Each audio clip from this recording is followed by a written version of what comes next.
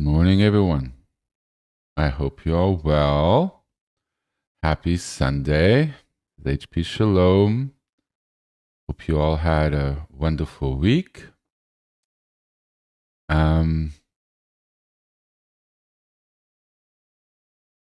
So this week, we're going to continue a little bit on the Tree of Life and the chakras, discussing how we manifest in our world, the more embodied form of our body, and how we connect with God in a physical way, and how that's sort of built into us. We are the branches in the tree of life, and we'll be discussing that a little bit. So why don't we take a moment to sort of steady ourselves. As always, I was putting on the finishing touches. So I need a moment myself. And then we'll begin a little bit. So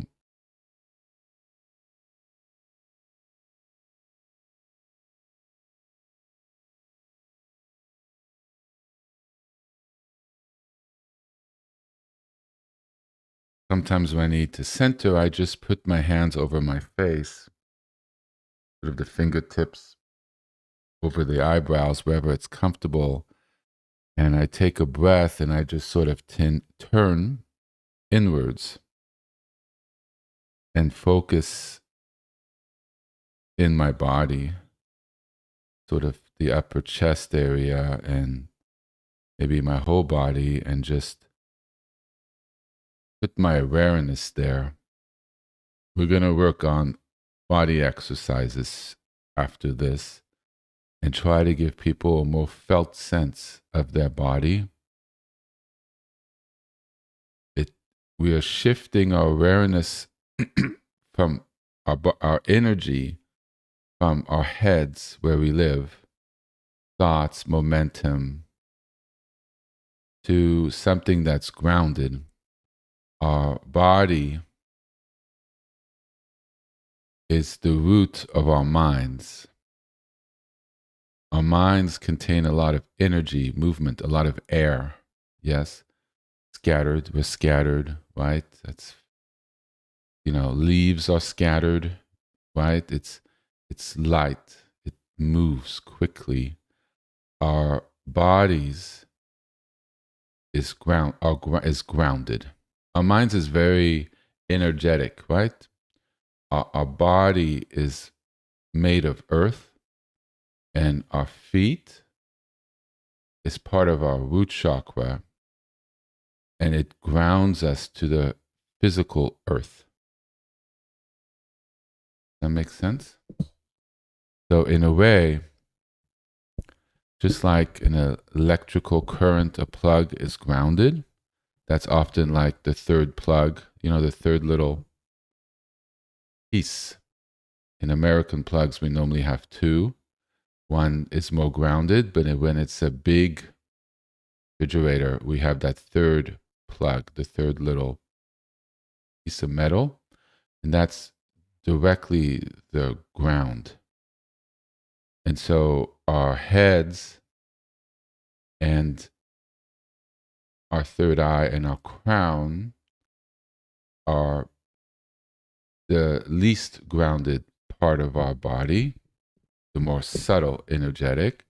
And as we go further down, it gets denser and more heavy, and doesn't have to necessarily be in a bad way, but it just brings us back to a center, connecting with our inner body, grounds us through our legs into the earth, and brings us to a different level of stability. Yes? So when we put our hands over our head, I mean, not over our head, against our face,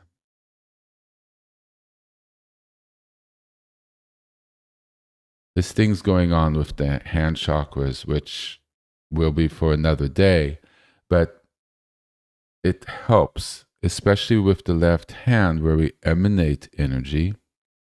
It kind of actually, in a way, pushes our focus more inwards. And if we breathe and we rest, we can find a kind of calm. And it takes the energy and our focus from our brains. And we feel calmer because the focus where we're living at is no longer so much in the brain. We're moving that energy and its focus of our minds into our bodies, and our brains get calm. And in that calm, as I've mentioned, there's an alignment that forms and a rebalancing of our chakras. What we're going for is an embodied intelligence, mind intelligence, an embodied and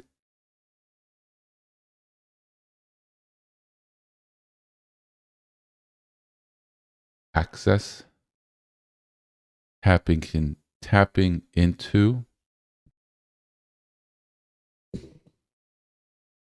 to our innate awareness, our wisdom, transcendent wisdom,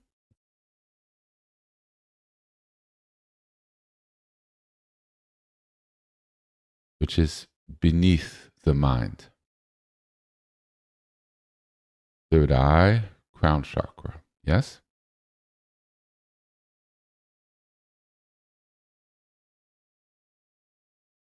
So that groundedness allows us to bring in an embodied form of our awareness, which is inherently more divine. We're not pulled with the displacements of the chakras as much as we go down. We'll discuss a little bit today, give an overview, and then over the next couple of weeks, we're going to dig in. And then, but not too deeply. Like I said, we really don't need to go into painstaking details. We need to understand. Each chakra has mental states associated with them, as well as levels of being. And we will work on being able to feel them. And hopefully you'll get an appreciation that they're real, which they are, absolutely, completely, 100% real. And just leave an open mind if, you don't think so, or you haven't had any experiences of them. And as you do the mantras and some meditation using the body, which I will teach, and the mind calms, you will be able to feel these centers. It's a question of knowing they're there, so you can start like feeling it because you've putting your awareness there and like what's here. So you're open to something that you didn't think was real. So of course, how would you feel it? It's like nobody tells you there's anything underground, so you all focus above ground. But if somebody says there's things underground in our body, you can start looking for them and getting a sense of them, which you wouldn't ever see because you never put your focus there to try to uncover, to discover, actually. Yes? And we'll learn to be able to sort of feel that because it directly affects our emotions and our actions. And we'll work on bringing some analogies to the sifrots, the different ones. And you'll have an understanding how they kind of all work together. Just an additional piece.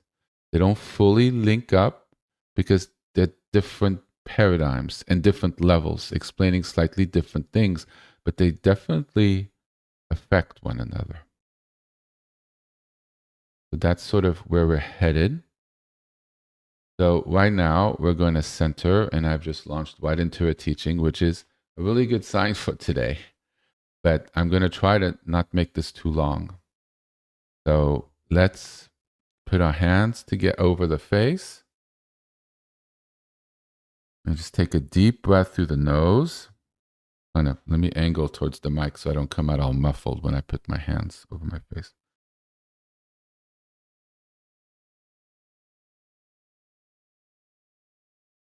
Put your awareness to your lower spine. See, I'm teaching shamanic meditation already. It is an extremely powerful form of meditation. So helpful. So focus on your spine. Make sure it's straight. So shoulders back. Let's just go back to good posture. Right? So you're not putting too much stress on the spine. It's not like you're rigid, but you're making sure you're going straight up. You're not leaning too far forward, too far back. You know, that sort of sweet spot.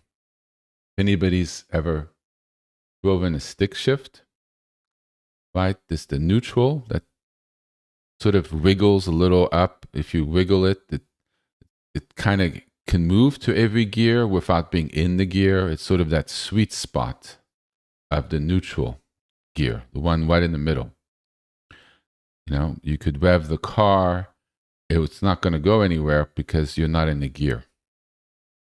I'm explaining this more thoroughly because I don't think younger generations have ever really driven a stick shift. This is before cars went in automatic mode back in the dark ages, where it would just naturally go up or down on its own. And now, you know, sports cars still have gear shifts because people like the control. So we're literally in neutral. So when we go inward and we line up our spines and we find that posture right from the base, the posture comes, it's perfect because we're literally discussing chakras. We're lining up the column so it's in neutral. That means the Kundalini isn't getting as much influence by each chakra.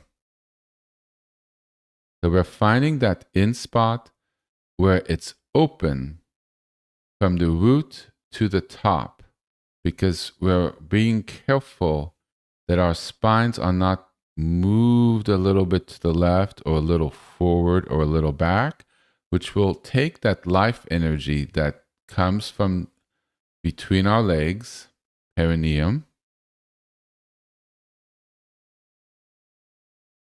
and there's a spot there you'll be able to feel up our spine.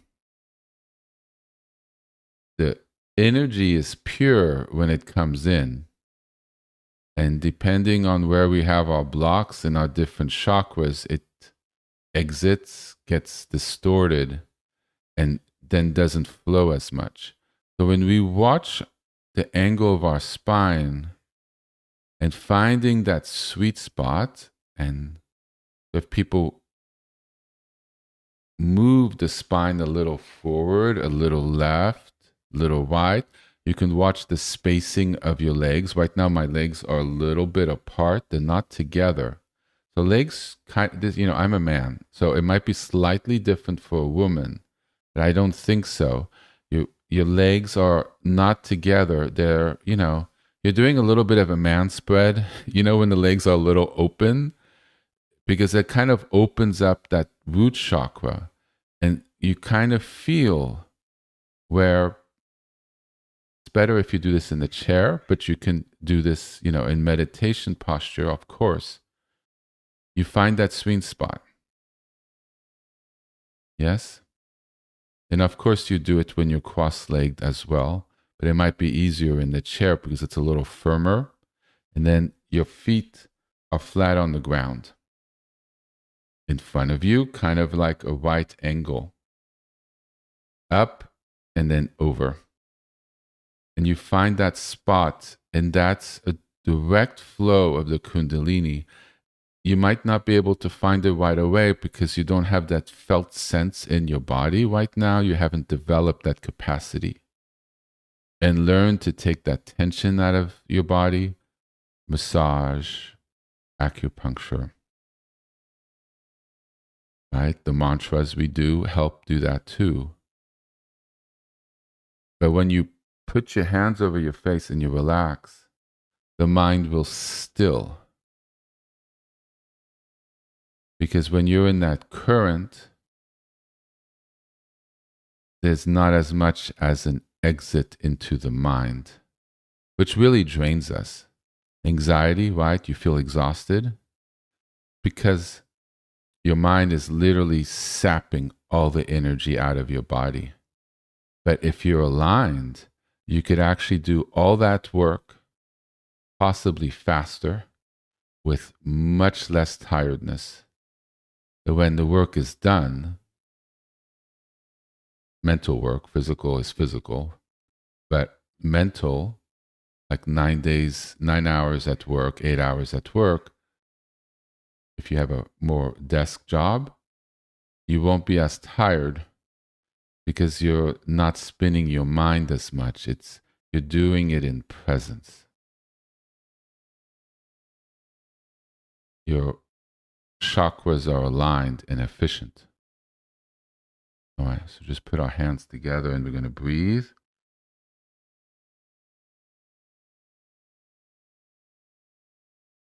We're breathing in and out through the nose because that activates energetic currents, pathways in the body, which promote a balancing of our body, of the chakras, and allow calmness.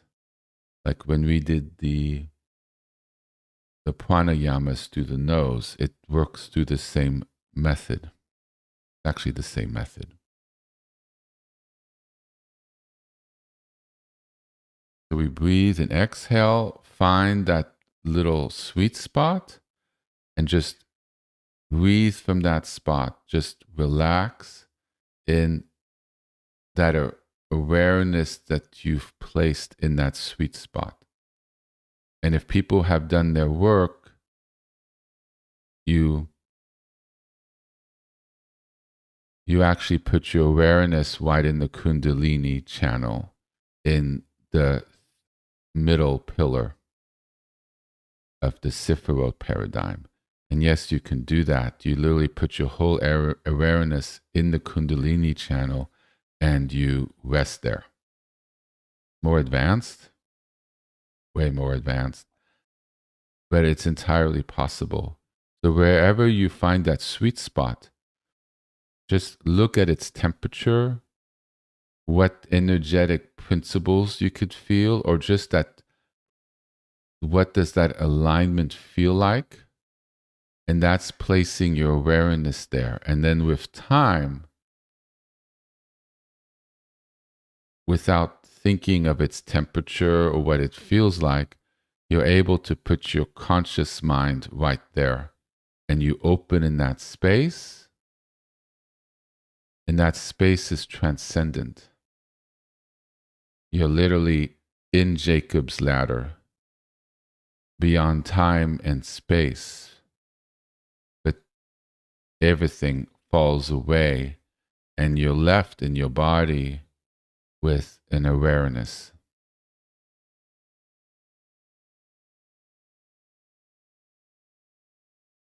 And if you can live there, then you have levels of attainment.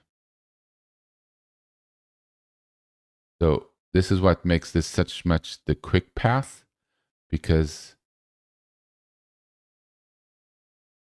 you find ways to tap directly in. And then the way you act, the way you behave, the focus in your life naturally flows from that. As opposed to working with the ways you behave, the way you act, to find that alignment. You see, we're finding the alignment which naturally leads to your actions, behaviors, motivations, and direction and emphasis of your life would naturally change. Because you're dealing with the root of our body, the basis, the foundation. Foundation, look at this. Like the bottom sifrot, and everything else is built on top. Change the foundation, move the foundation, shift the foundation, everything that's on top, everything that manifests from the foundation naturally would have to shift because it's based on that. So we put our hands, or we put a body posture, or we work on our breathing, we do the mantras, which works with our energy. We feel aligned, we feel connected. We're literally working with our foundation and how the energy moves, which changes our mental state, how we perceive. We take that time to practice. We learn more and more to rest in that space in our lives, to have visuals like the screensaver on our phones, the desktop wallpaper, which triggers our memory during the day of images, which leads to teachings, which reminds us of holiness, or holy pictures, which triggers us to remember the felt sense and the alignment we've had in our practice, and it brings it up during our day, which in turns causes the way we engage with our world and our actions, our speech, to change. And this is why practice is so important. Practice is our vehicle to manifest a different way in our lives. Because we're literally working with the frequencies and our alignment in our bodies, which clears sifrot blockages, chakra blockages, misalignments. So we come in like with the chakra teachings, not too much to the left, not too much to the right. And then we live in the balance, which is the central column, the balance with the chakras system. When the chakras are in alignment, and all the chakras are in the central column in the body, but when they flow properly,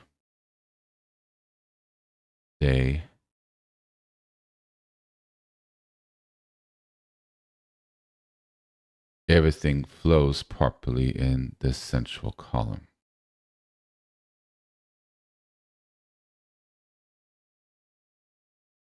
Our body can be considered to be a tree. lined up chakras, we bear good fruit, our body prospers.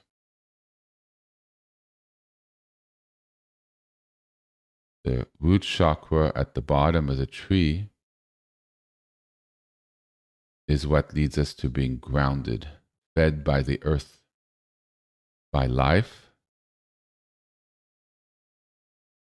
We'll discuss this more in a moment. I'm not going to hop in. So let's just take a moment, center ourselves. The same alignment could be found by touching our fingertips, having our hands flat, one on each leg. All of this balances our body, the left and right hemispheres, and also can lead to that alignment, which centers our mind and allows the flow of wisdom to come in, top down from violet on top. Okay, take a moment.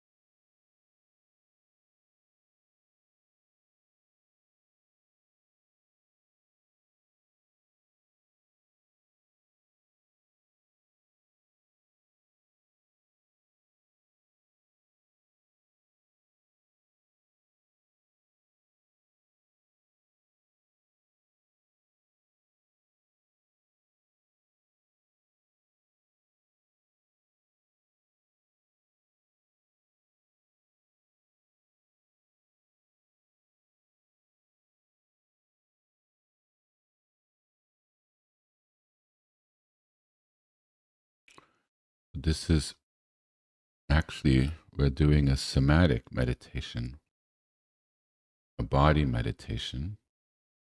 It will get easier as we do some other practices to bring us more into our bodies. Our bodies are naturally grounded.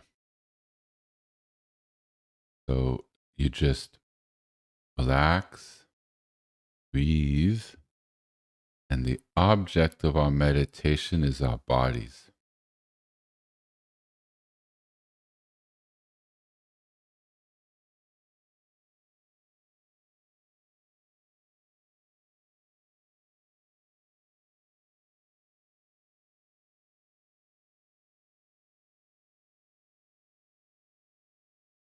See which place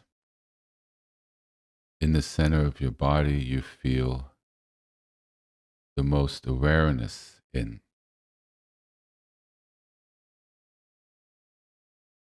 The sweet spot, one of them, is resting your awareness at your root chakra, perineum,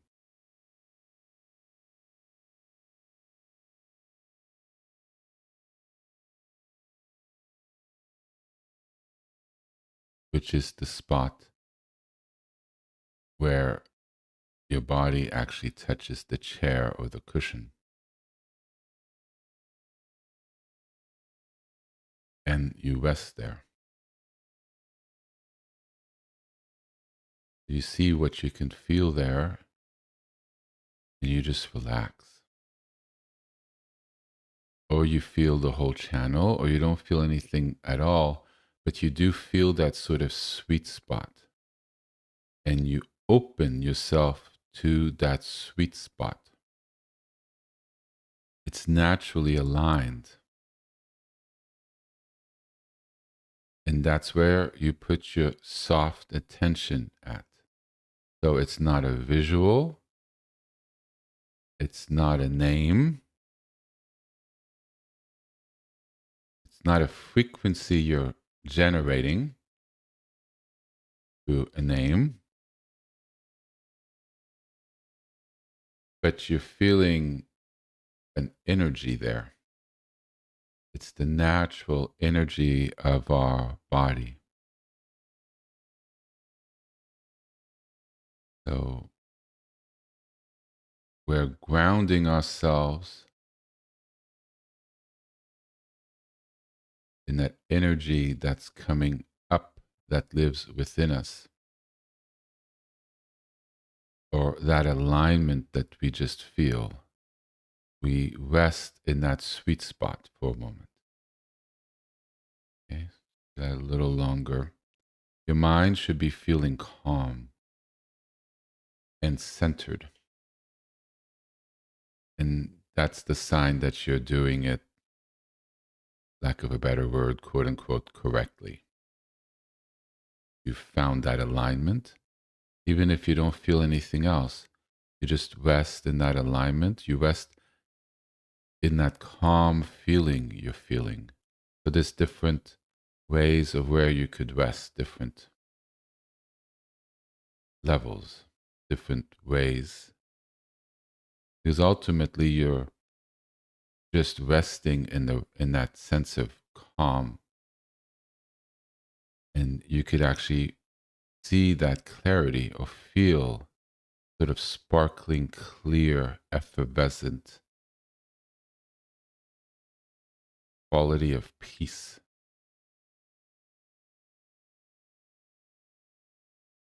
And as you rest there, along the path or right away, you can feel the energy beginning to rest at your third eye. That pure current going up is very much the higher frequency that's in the third eye and in the crown. You don't feel so much the crown as much unless it tingles because it's being activated and it's opening, but it's very much the energy that feeds directly into the third eye. Be white. I don't see purple as much. It's just in the diagram. It's very much a white, pure, translucent energy that animates our body all the way up and through.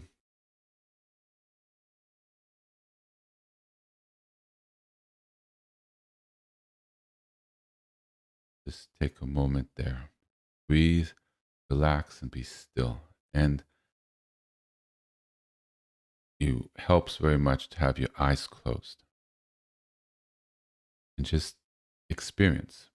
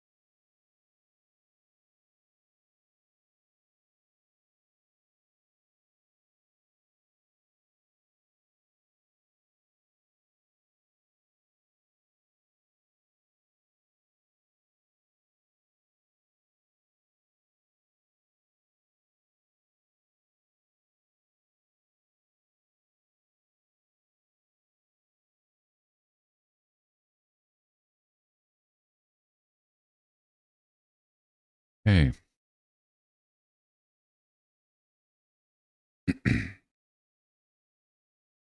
So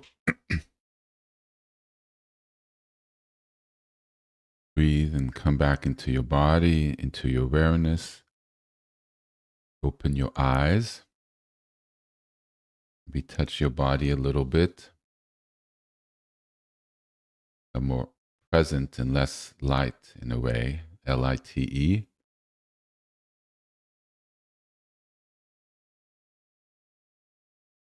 Drink water, rub your eyes.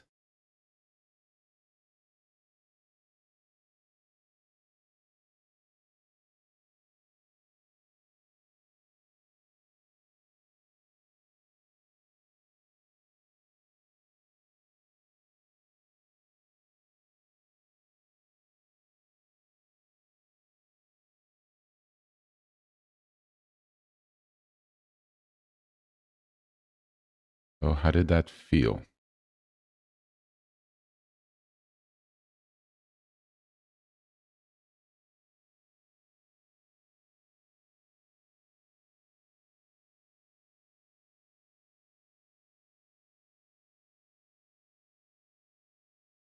Feel calmer in your mind? Yes. It also demonstrates the importance of practicing and especially learning to practice in stillness, right? So there's mantra practice, and then there's that stillness practice, bringing your mind back to your body, right? Your thoughts and awareness wander, and you remember to bring it back to the object of meditation. One object of meditation is within your body. So it's a somatic practice, somatic meaning the body. So it's body meditation or an image in front of you, right? A sacred image, the Aleph, whatever it would be for you, or a Torah, a sacred book in front of you, and you're bringing your mind back to the front cover, or you've opened it up and there's a passage. You're not reading the passage, but you're seeing the holy words, and you bring your mind back to that. These things carry blessings which help. So it's learning to focus the mind. One of the easiest ways to focus your mind is in the felt sensation, how you feel in your body, and learning to relax in it. So the object is the body. But you're able to better focus if you practice it. This is why we're learning to discipline our minds. And this is what I say sometimes, it's important to do the practice, because the more stable your mind, the deeper you'll be able to experience and feel and understand. If your mind's scattered, it's not in your body, and therefore you're not going to deepen and discover the fruits, the calmness, and allow that wisdom to emanate your body and your mind, and you start perceiving in a different way. Yes? The mind and the body are not dirty, distorted in its pure aligned way. The body is not the source of evil. A misaligned body is, but our aligned body, not. Don't worry about the colors. I don't. Never learned about the colors. There's meditations on colors. I've never done that. Can't speak to that. Wasn't where I saw the importance of this as being. Wasn't from the tradition I learned. However, what is important is the understanding of these different colors in the fact that they indicate chakra points, which are real. And I see the colors as indicating different frequencies: red, lower, violet, and white, higher. right? The third eye, you want to, it's a white color if you end up seeing it. And it is, you will be able to see that color one day, if not right away.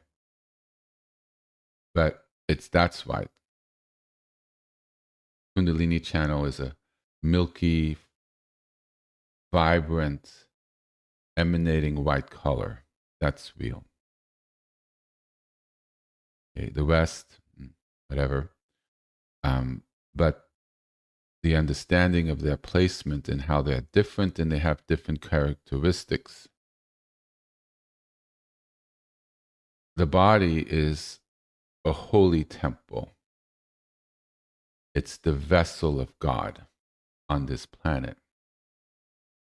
In a fully purified state, it's an Emmanuel that's embodied. In a not so purified state, it can be the source of the worst evil. It depends how the flow goes through, and it is a lot influenced by our actions. Yes. So people who could see people's auras, they see different colors, or they see a white aura. Chakras out of alignment, the aura could look very gray or dark, black. Yes. So our bodies, in a way, holds the current of our actions, our thinking, our alignment or misalignment.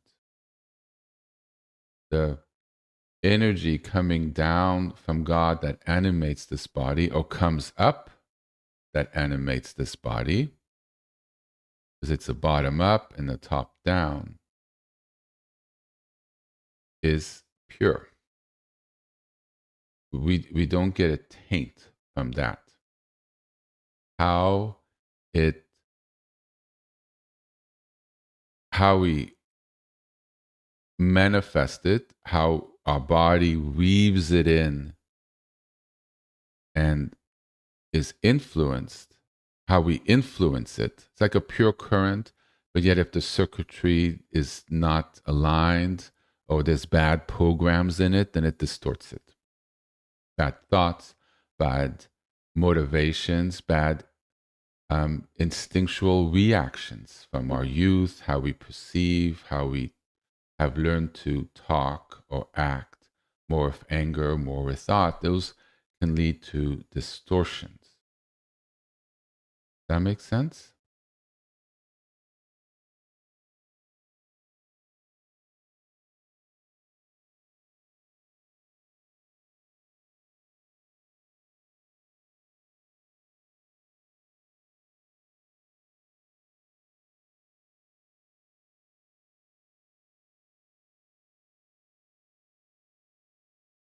Another image here.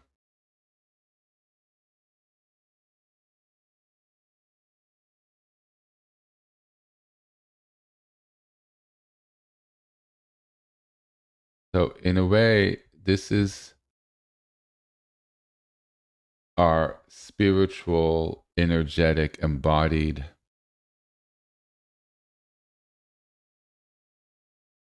architecture.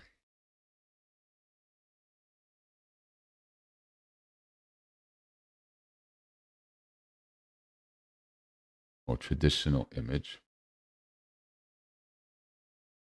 Hmm.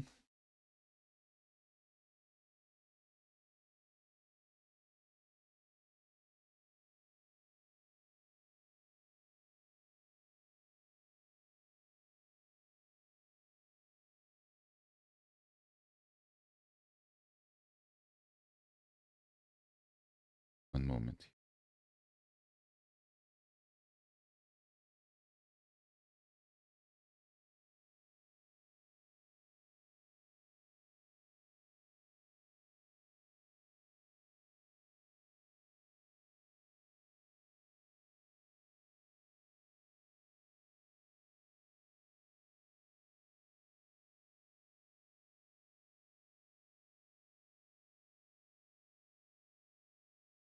That last image, I'm looking at it and it's a little not fully correct. Sorry. Kind of.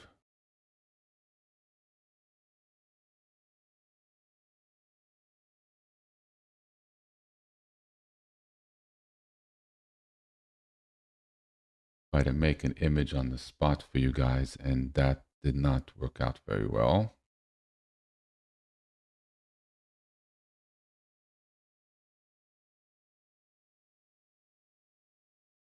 Hmm. So I'm just going to go back a moment. I'm going to have to go back when I edit. I slightly apologize. I thought it was correct, but I was working more on the spoken teachings, and I try to create an image on the last moment that would explain it in the tree.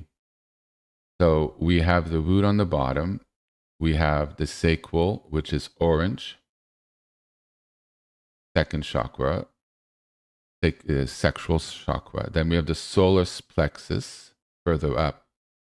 And this is where I go slightly wrong. The heart chakra is green. That's the one in the middle. And then the dark blue is the throat.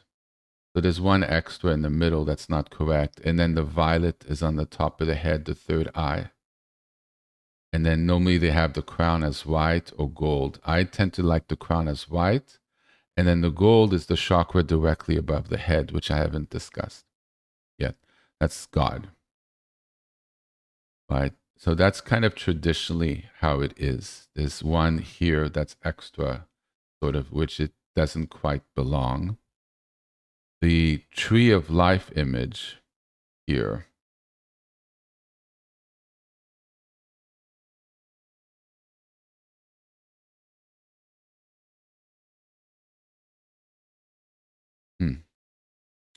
I apologize. I didn't catch it. Also has that same sort of mistake in it. I was focused a little more on what I was going to say. So there's just, this is why you always have to be careful when you use images and very careful what you find online. So actually, I'm kind of glad this happened. This is what I always say. Be very careful what you find online or very careful what you look at because there could be slightly subtle things that you sort of don't notice. But yet when you teach people, they take it because they don't sort of understand fully yet the full scope of the teachings. So that's why I'm saying just be careful what you read and what you see because there could be slight imperfections in them which could throw you off. So I caught it, but it's a good example as to be careful what you find out there. So there's just sort of one extra sort of there. The tree of life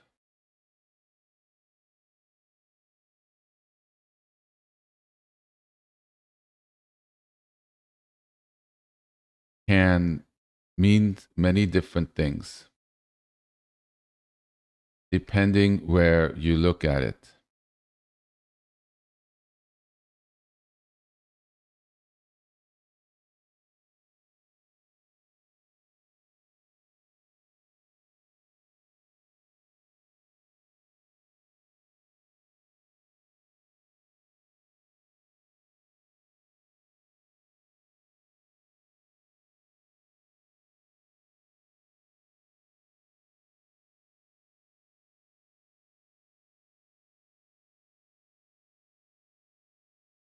So this is not the Sephiroth's tree of life. This is the living tree of life. Our body is a tree. The spine is our trunk. Our limbs stretch like branches. The breath is sort of like the wind through the branches, the movement of life within our body. And our chakras shine like lights along the trunk. That's sort of our personal body. Then each of us is like a branch on the greater tree of the world or our society. So our society or our town or our group as a whole is a tree, and each of us is a branch in it, a part of that tree. Community, each person is a branch that's connected to the whole. And what we bring forth, what we do, our deeds, our words, our presence, is our fruit in that society. What we bring to it.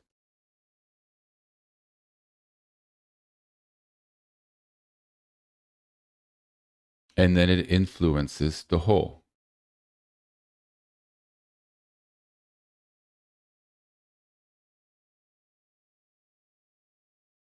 Our roots is what draws strength to us, the nourishment, faith, family, our friends. And our branches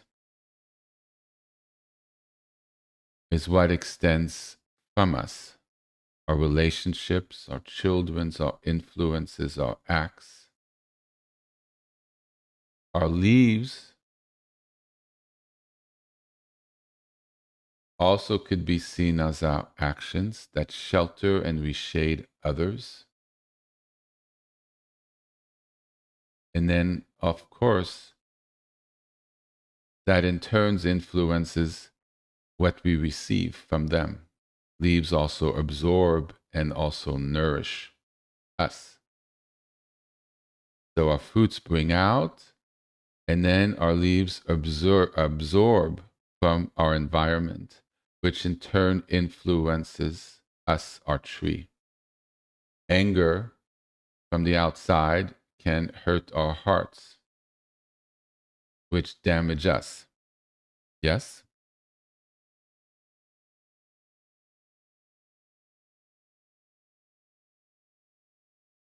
Which hurt how we manifest.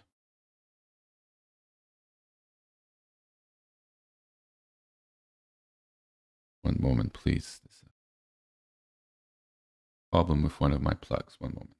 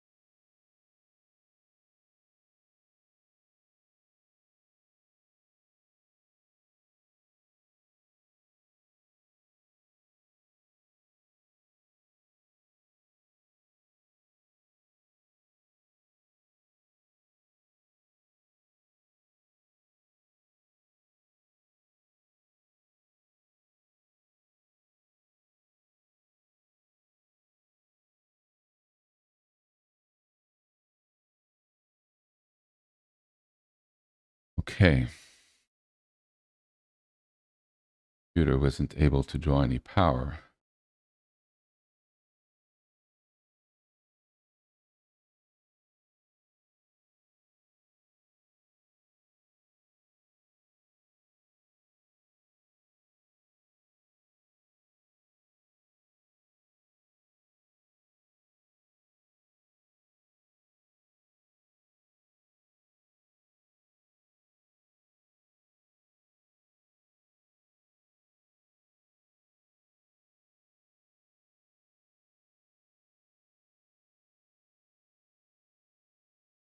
So there's a symbiotic relationship. What we put out, we get back. We put out a bad vibration, we're aggressive towards others. We get anger, which influences us.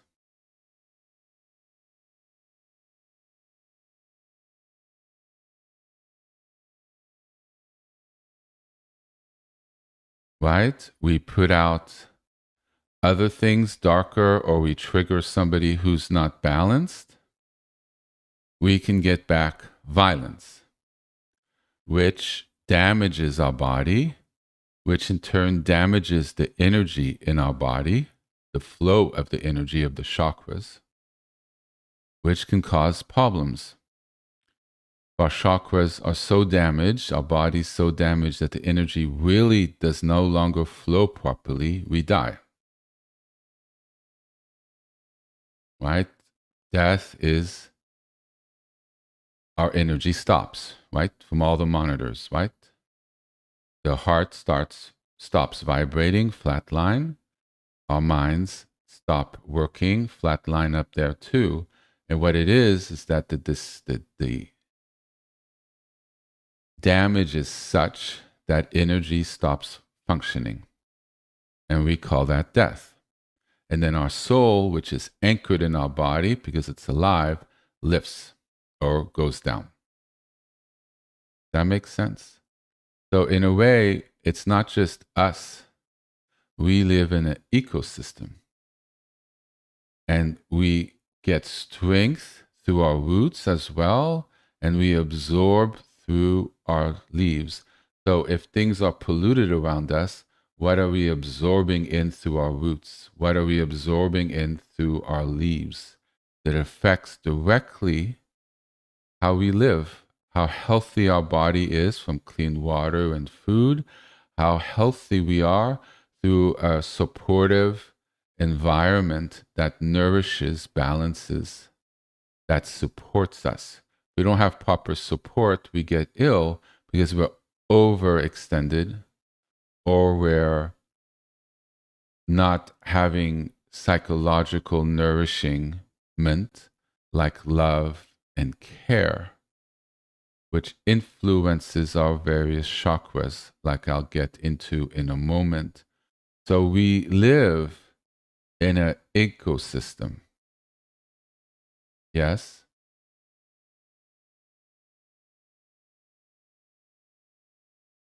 We don't live in isolation.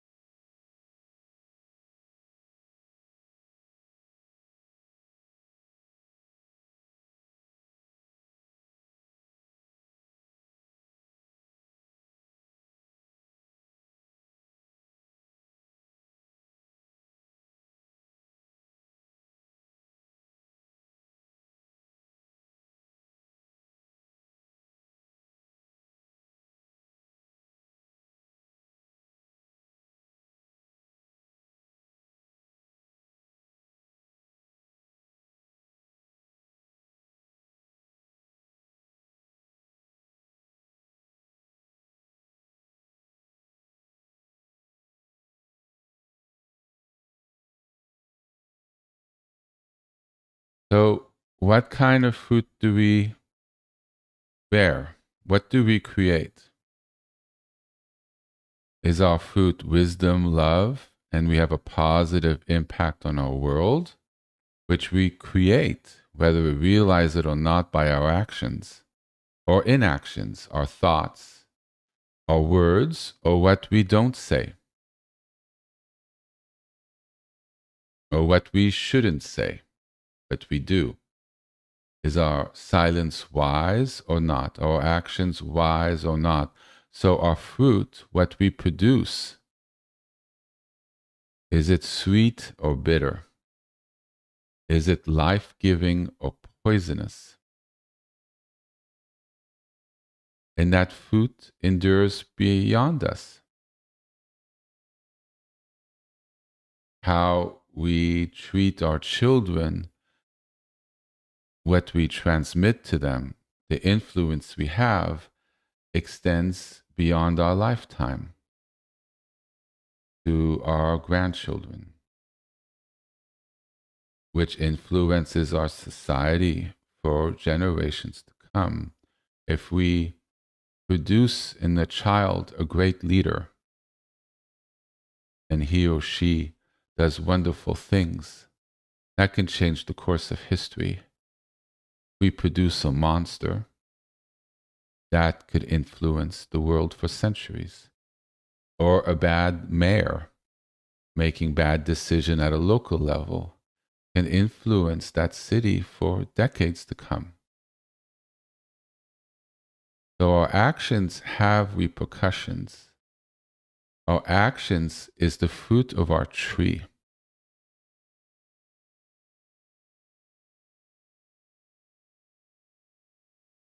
So we can see a tree on an individual, personal level. We're part of a community. So we're one branch on the community tree. We could also see, and that's also would go for the world, because that's a worldwide community. Then we can see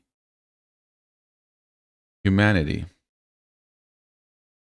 a cosmic tree rooted in God.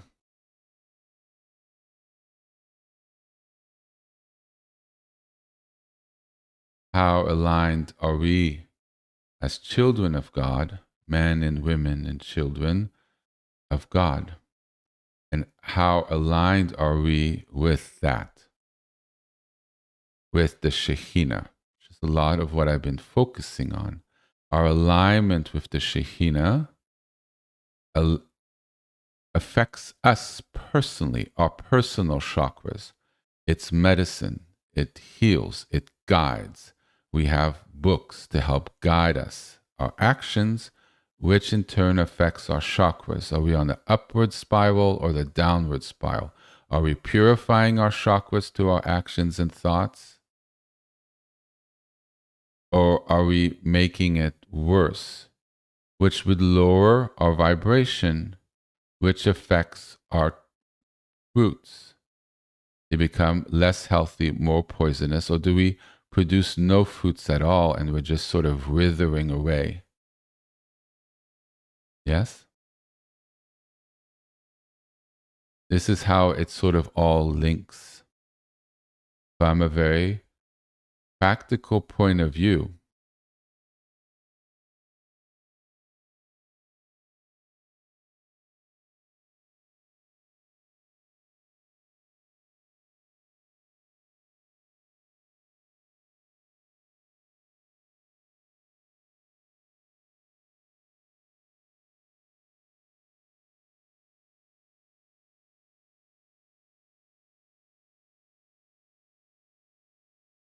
so there's a midrash.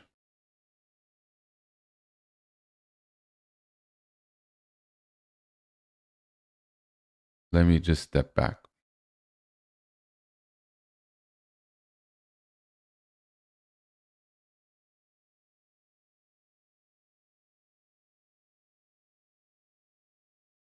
In the book of Proverbs,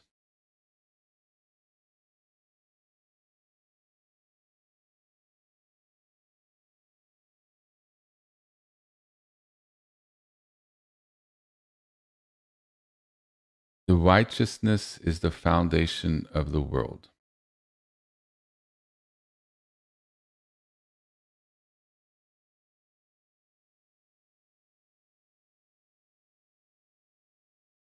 And it shows that living in alignment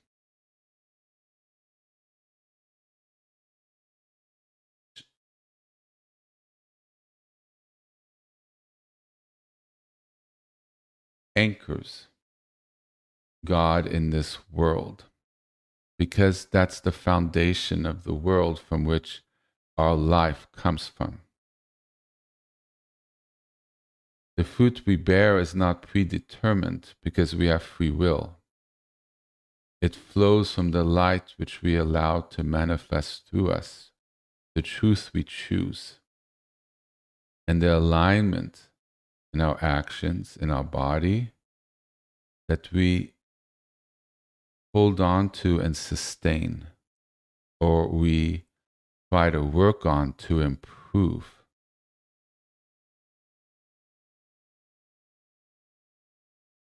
People understand who we are or know us by the fruit that we bear. A good person does good things. A wise person does wise things. It's literally apparent for the most part, unless they're masking. And what defines us is what we manifest.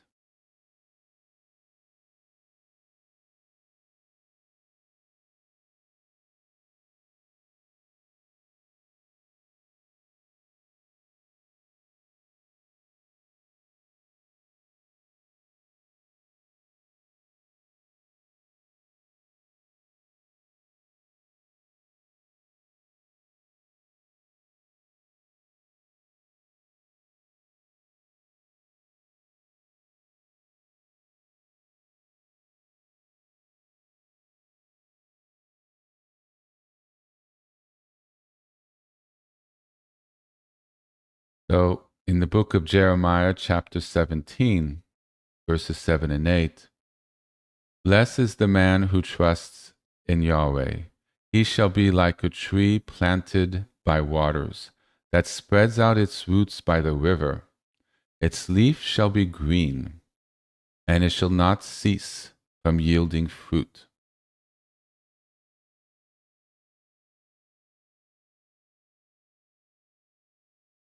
And there's a midrash, which is basically a rabbinical commentary and an interpretation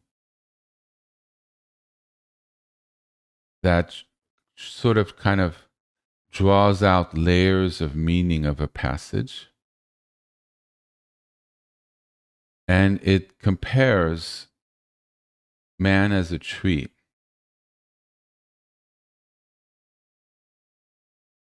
And it basically compares a little bit of what I've been mentioning about branches, leaves, and fruits. And that a tree is known and judged by the fruit that it bears.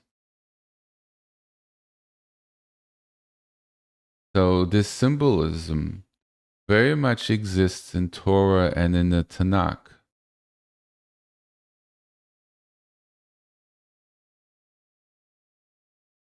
So there's an anchor there. It's an understanding.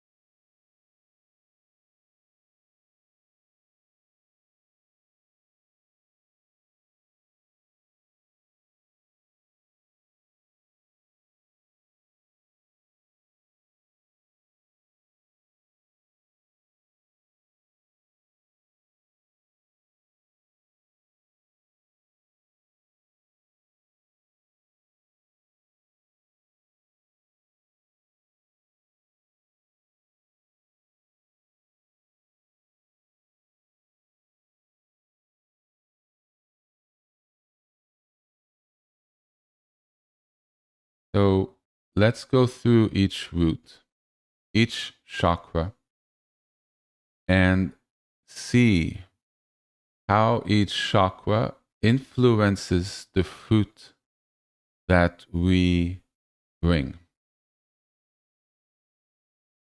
Yes? A chakra in alignment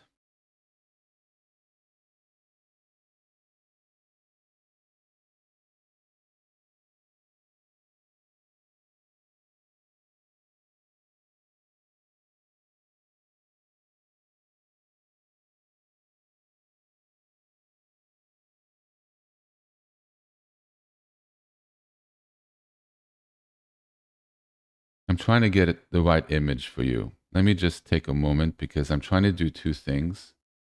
Just give me 1 second, please. I apologize.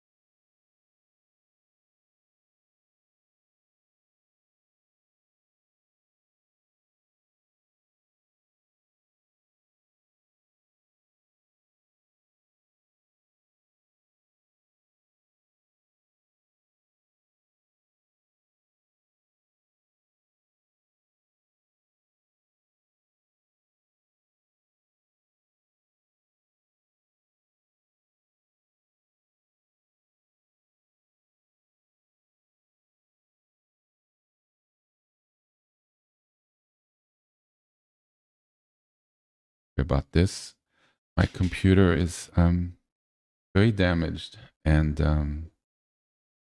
why don't we just take a 10-minute break? I really apologize.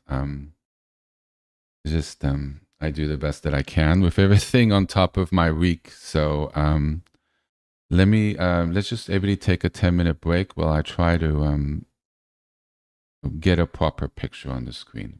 Yes, thank you so much.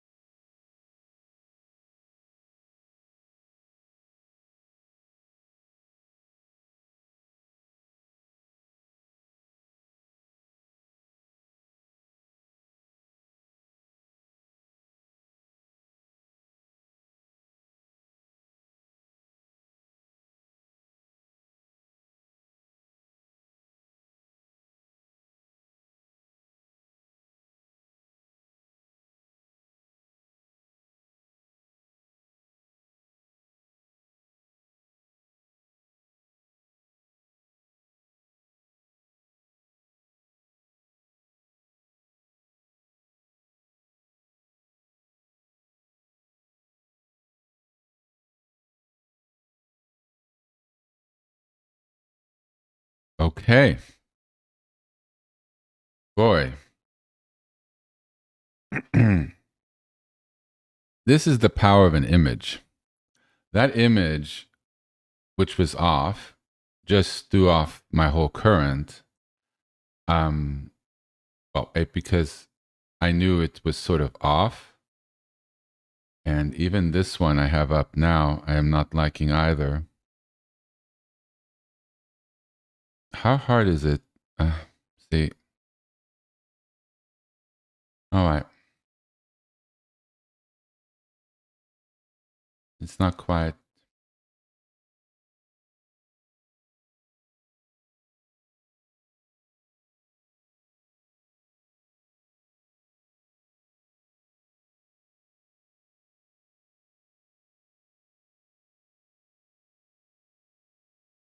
All right. Shalom.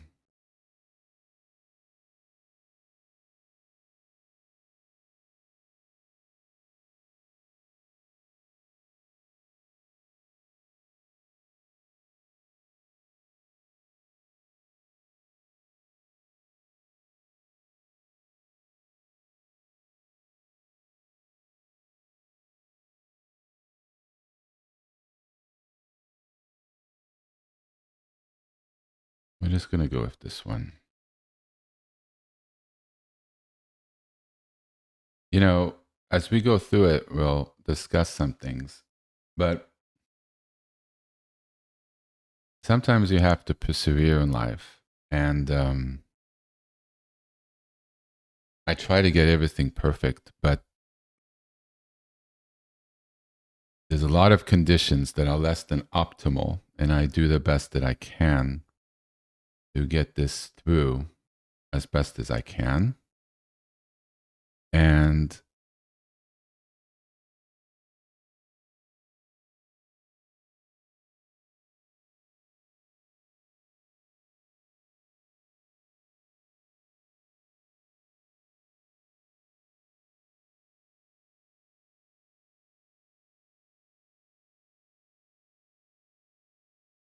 this transitions very well into what I'm going to discuss now.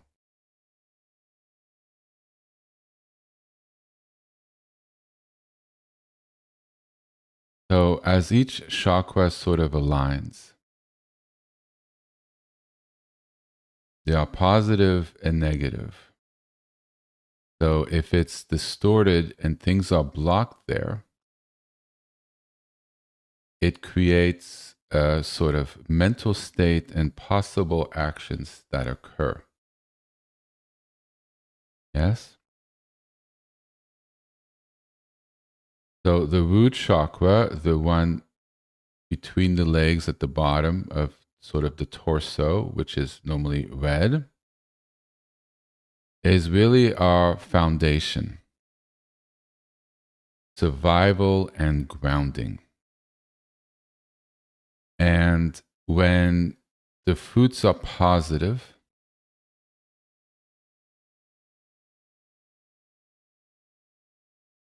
it promotes stability, safety, trust in life, endurance, reverence for our body, treating it properly as a temple, good food, good actions, not putting it in any danger. And we manifest in an aligned way. We're good stewards. When the energies of that chakra are not aligned, are distorted, we have fear of life. We tend to be physically ill as well. We don't find safety, so we tend to hoard, not be generous. We don't feel safe. We feel open to violence, and we tend to be very disconnected, very flighty, not focused. Through the sacral chakra, we're creative, enjoy intimacy, joy, healthy pleasure. fertility, our body, our spirit, physical fertility. You're able to reproduce sexually, and you have a healthy sex life. Not so distorted, out of alignment, we're prone to addiction. We lust, compulsive sexuality without love. We tend to be repressed, prone to guilt, emotionally volatile, and open to being manipulated because we're not grounded. Solar plexus, sort of the middle, not at the heart, but sort of between the rib cage, sometimes seen as a little lower, but I tend to find it where the rib cage comes together, sort of below the pecs, in the middle. Good solar plexus is an athlete, for an example. It's a bright sun. Yes? It's confidence, discipline, courage, integrity, healthy willpower, able to do things, manifest things, build things. Your back is straight and you walk with power. It's easier for you to influence people. You have confidence. People see it and they follow. A leader tends to have a very empowered solar plexus. Negative of it, controlling, you're dominating, you have pride, you have anger and shame, collapse of your will, passive, weak, not able to manifest. So it doesn't mean you have all of these attributes. Some might be good, and then yet you could be very powerful, able to manifest, yet it's based on pride. Your motivations aren't good because your heart is off. So your manifestation of your solar plexus is in a very distorted, harmful way, and you produce a negative fruit. So what I'm describing here is in its isolation by itself, but each one influences the other. So it's a complicated interweaving that occurs in our body. And that interweaving, as you see, comes up with mental states in our minds, which causes a manifestation that isn't good. So we see how it all interweaves, and yet it's very also at its core, very physical. Heart chakra, green. Traditionally the green color. It's love, compassion, forgiveness, empathy, harmony, generosity. All that good stuff. So a heart chakra that's off, that it's anger, hate, not jealousy, holding, resentment, that manifesting in the solar plexus as an outward manifestation in one's actions. Those things manifested in the secret, the sexual chakra, could lead to abusive sex, to being very manipulative. Then you become very unhappy, which could lead to an addiction. You get ill, then you worry even more, then that affects the root chakra. And sometimes the root chakra being off affects the heart. You become bitter and fearful, which affects how you manifest in your motivations, and your heart becomes disturbed. See how they all balance in? I'm going to get more into details in future weeks. So throat chakra, how you manifest through speech. Honesty, clarity, inspired, teaching, inspired, wise ways of words, and you're blessing with your words. Authentic expression. You're literally expressing what you feel and what you think. Yes. Here's something that's not listed. You manifest your truth. You stand up for yourself. You don't allow people to project your motivations, on their perspective of your motivations onto you. When they're honorable, your motivations, they view it in a distorted, perverted way because that's how they act. And they project that on you, and you don't counter react that or disagree because you don't feel strong enough to do it. You don't feel confident enough.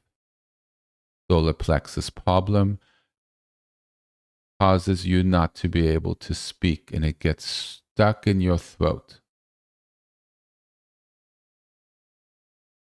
Yes, kind people tend to have this problem a lot.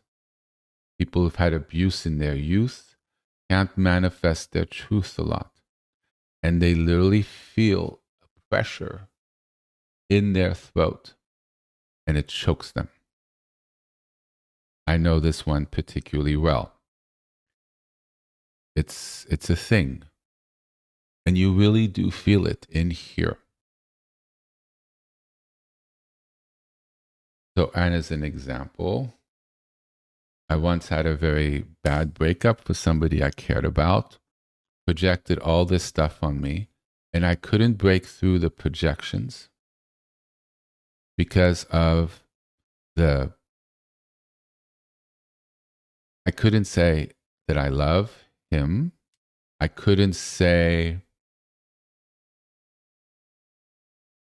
let's get through this, because I couldn't get it out of my throat. And I literally was choking for a month, literally choking.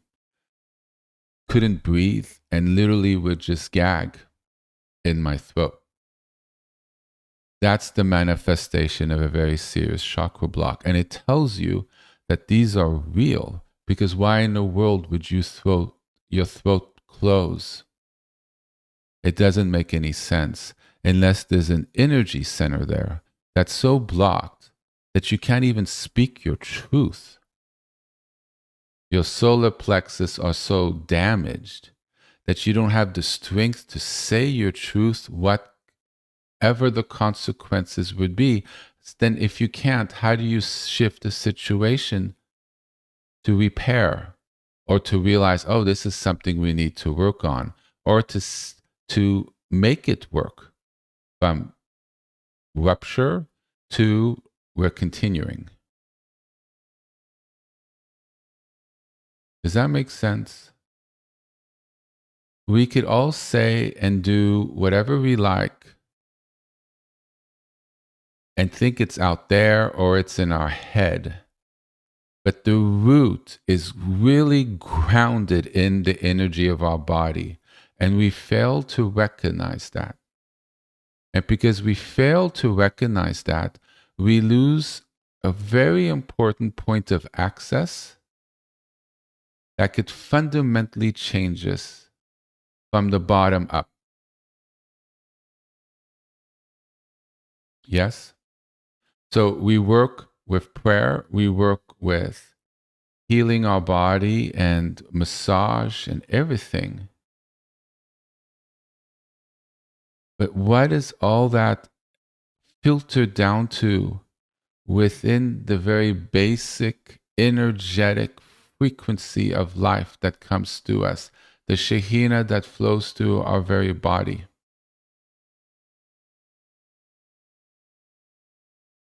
Comes in pure, yet what happens to it? The distortions. And we're not engaging directly with the distortions.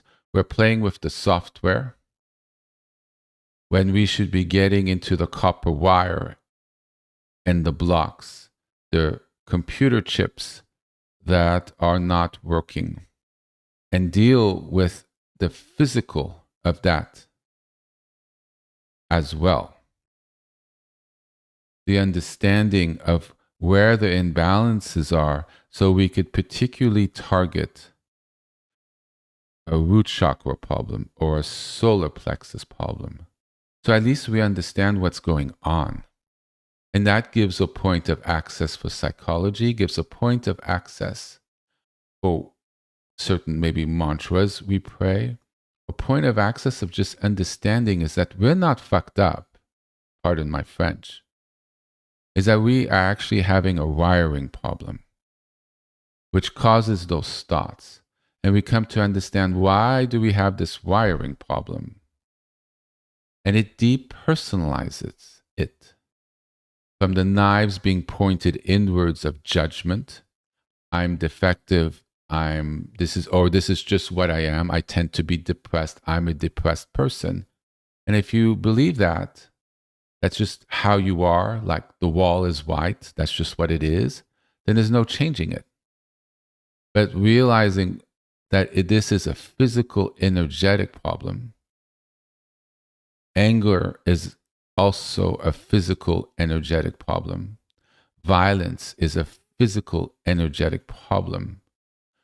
We come to realize, okay, I'm not naturally an angry person at our core. There's a tendency of energies within me that causes that. It doesn't excuse the behavior. It doesn't mean you don't do anger management courses. It doesn't mean you don't take medication, which helps treat the manifestation of anger or the boiling up of anger in an uncontrolled way. You do these things, but you also realize there's something deeper than that. When you do acupuncture in those meridians, the person literally works with the energy parts of the body. That's why these needles are put in specific places.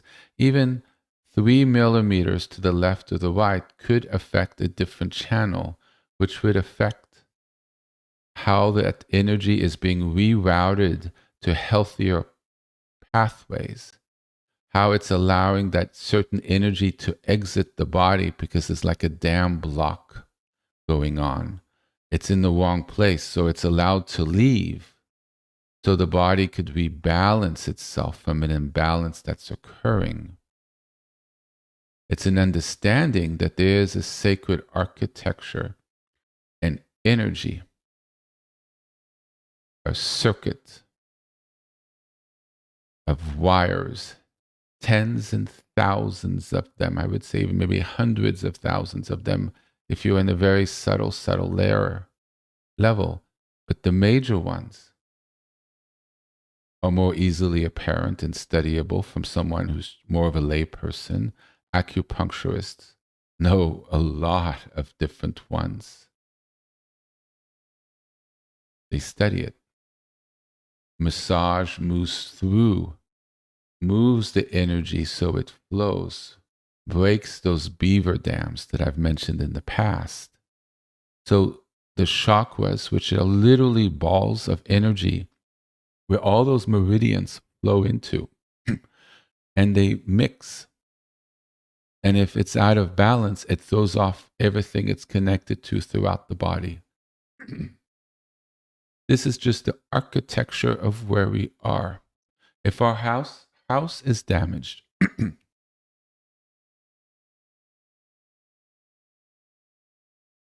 and we repaint the exterior wall because there's a crack, and then we're shocked that it recracks because there's something wrong with the foundation. There's something wrong with the walls.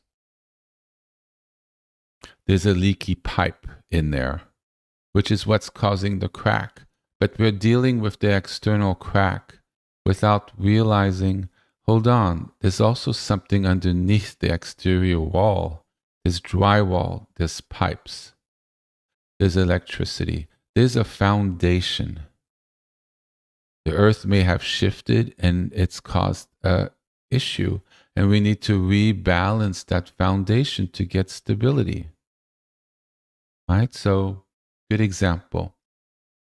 You buy a house in a nice part of town, but 20 years later, due to various situations, that part of town is now very dangerous.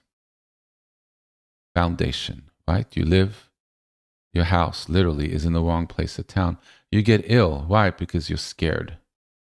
You don't see your friends anymore. Why? Because you don't want to leave your house after sunset. Sadly, there are places in this world where it's very true. right? Or you go on vacation in some exotic country, beautiful and wonderful, but you just know you don't leave after sunset, right? And it affects everything. Your kids are raised in that neighborhood.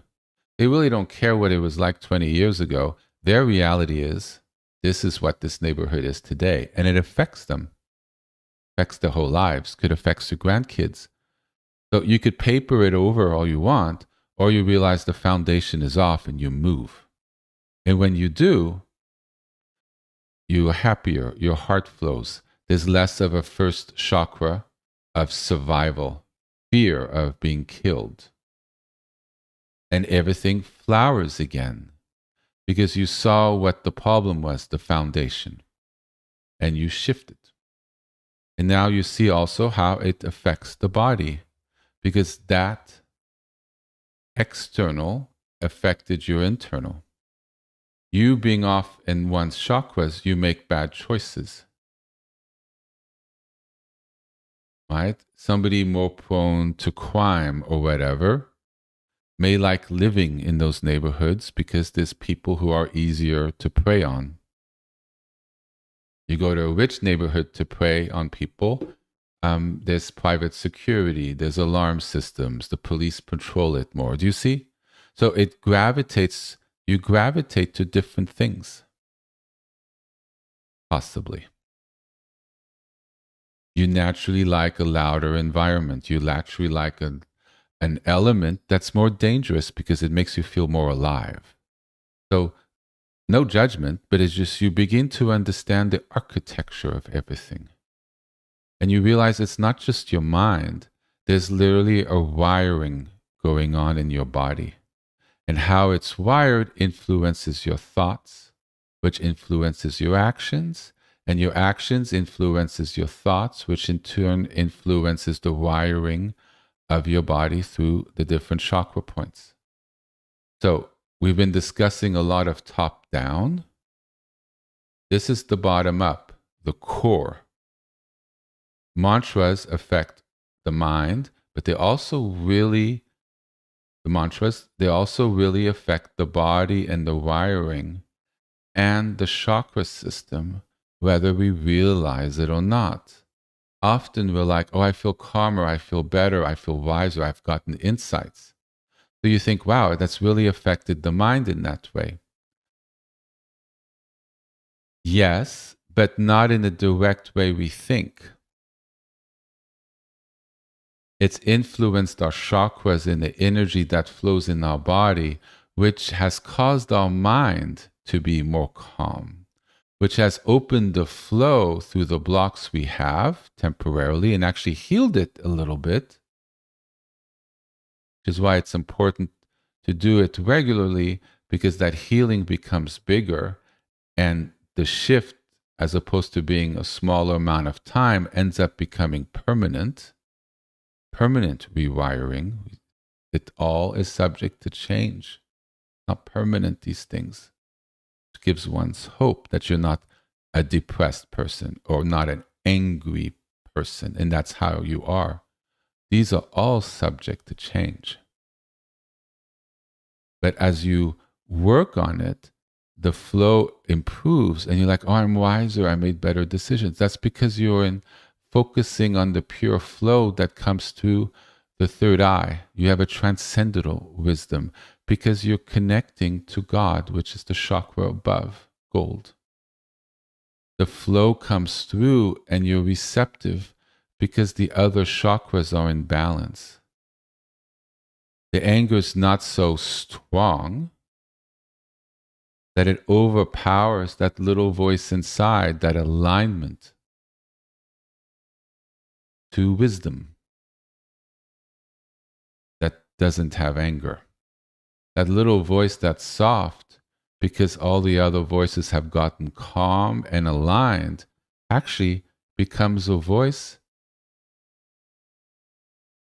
that you hear easily because it's not suppressed. And when it really, you need to hear it, it's so loud that you just stop and you listen to the wisdom that's coming through because something is urgent. And that's how fundamental change occurs. When you take certain herbs, especially from the East, roots and barks, and that's when you go to these Eastern doctors, they give you all these little roots for little teas, that rebalances energies in the body, which rebalances the nervous system, which in turn affects your thoughts and your actions, because actions come from thoughts, emotions. Yes? So, third eye. Insight, intuition, wisdom with a capital W, discernment.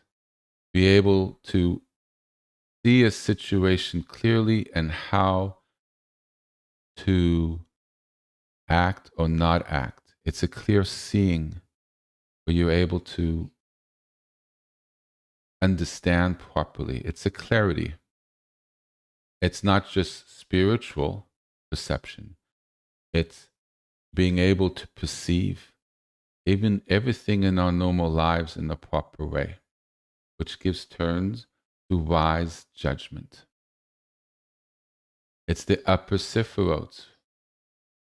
Remember, there's Keter, and then there's wisdom, the feminine, on the right, and then action of the wisdom on the left, the masculine, the action, and the wisdom on the right, the feminine aspect, right? So the wisdom's the feminine, which flows, because of the line, starts with the wisdom, flows into the action of it. The action aspect is judgment, a decision, which in turn gives rise to action, physical, verbal, or not physical and not verbal, but that's a choice. Non-action is an action. That's why it's non, N-O-N.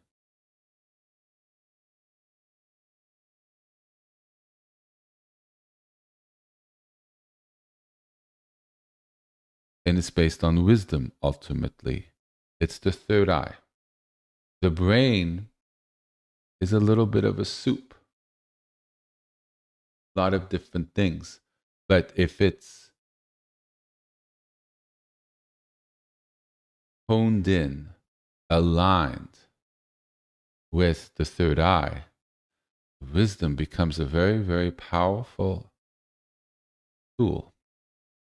It's a tool of the third eye and the crown of alignment. All that knowledge and wisdom that's in the mind flows out properly with the clear seeing, and it all rearranges. Yes? So, distortion, you live in illusion, delusion, arrogance of intellect, confusion, fantasy, blindness to truth. I think this world today and our society and everything else literally gives us 1,000,001 examples of this, sadly. Right? Why even get into it? It's just so obvious, sadly. So let's focus on manifestations of the positive aspects. Not so easy. So let me just go to the archetypes of this: saints, prophets, God, Emmanuel, priests, and religious figures that are truly in aligned with God, who've done their work, people we know who have done their work, people who manifest properly. The tzaddik, the holy people, the righteous man and women that walk this planet, and they do their work because they live from the positive attributes of the third eye. Then they know how to manifest in their throat a certain way. Their heart naturally beats a certain way. Their solar plexus manifests the right actions. The sacral and the root are in balance. And all of this comes from a union with God, the crown, their ability to have that transmission of humility, peace, wisdom, enlightenment. They don't manifest spiritual pride. They don't escape from reality. There's no false enlightenment. They're not deluded in thinking, oh, I'm all this and it's all messed up. It's not true. They are truths with a capital T, not relative at all. They are literally truths of what it is and what it's not. It's not what we would like it to be or what we would like it not to be. There's really no personal opinion involved. It's really clear what's good, positive, and what's distorted, the negative. Also, rejection of earthly life is very interesting here because, and this happens a lot in the spiritual religious community. Now, you could be a monk, there's nothing wrong about that, living in the caves. There's people who are called to that. That's where they are. And sometimes after 20 years or whatever, they come into the world and then they teach, or they just manifest in the world. That's what they feel called to do because they're aligned, and that's their path. But a lot for people, when they walk the spiritual path, they want to do it to transcend, to move beyond the planet, beyond their society. And it's a rejection based on a reaction.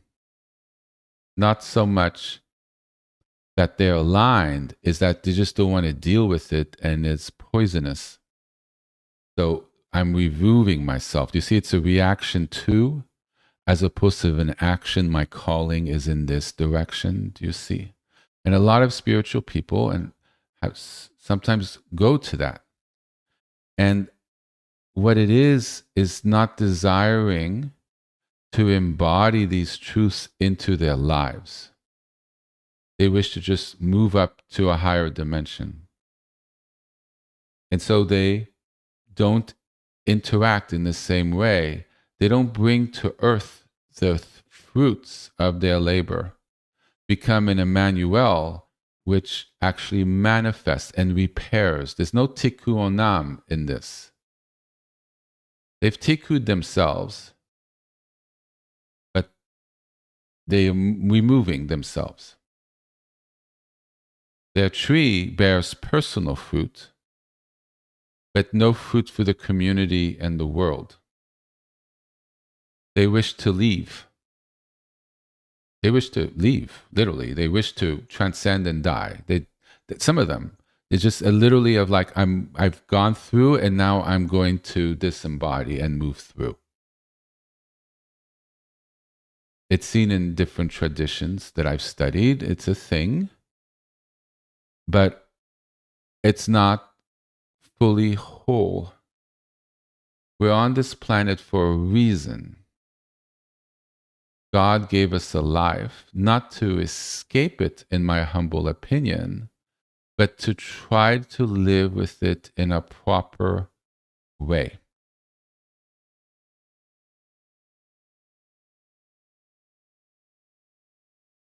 So we heal our chakras, we balance our sifrotes, we heal our bodies, we work with our energy channels. So we're able to manifest our tree, which has been planted here by God, in the way it was intended to be, not to reject ourselves.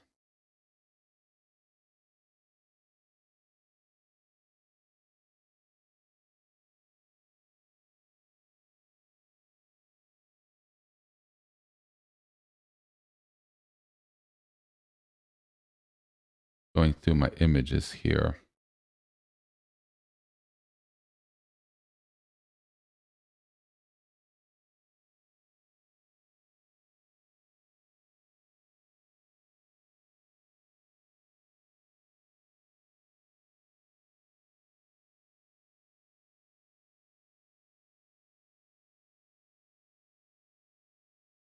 So if you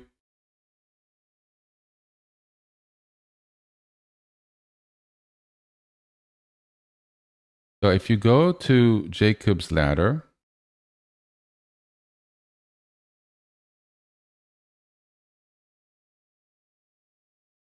here,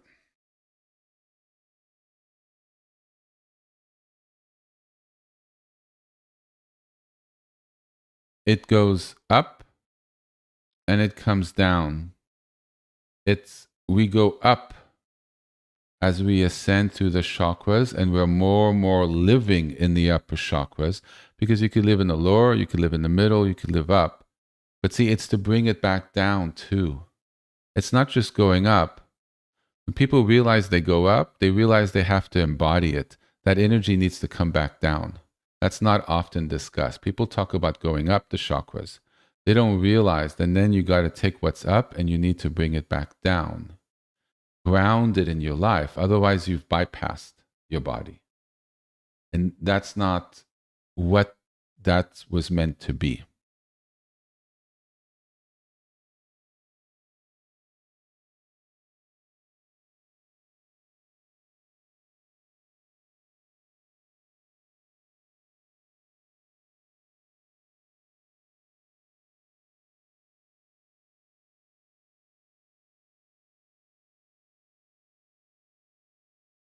This activates our tree.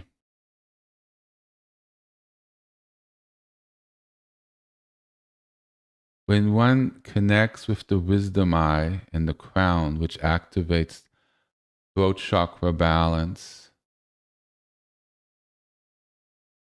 sacral balance, everything being balanced, that leads to a healthy tree that bears good fruit.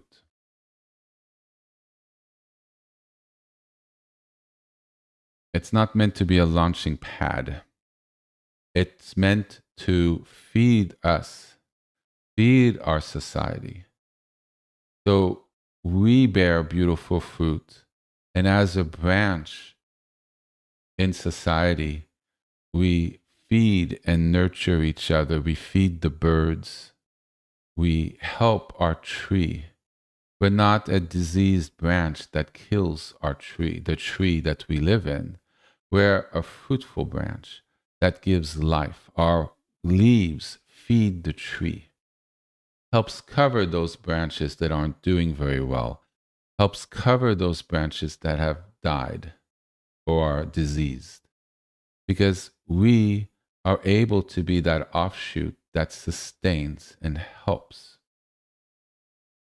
And that, in my humble opinion, is the purpose of life. That's a life that has purpose. People ask, what gives life meaning? I find life to be meaningless. What's the point of this? Well, that's my answer to that question. We heal for ourselves. We don't like feeling the way we are when we are off.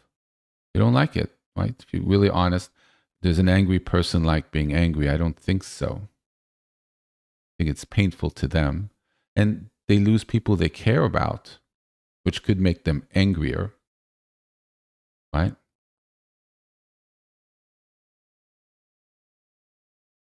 We heal ourselves, and then we begin to realize that that's a spiritual path in itself. If we take it larger, that this heals our alignment with God and helps our environment in our society, our kids, they are raised properly. We make good decisions, which helps our spouse and our kids and our lives. And then we clear, and then as we hit the third eye and the crown, we begin to realize, oh, there was a higher purpose for this. We're manifesting the Sephiroths in the tree of life in a balanced way on this planet,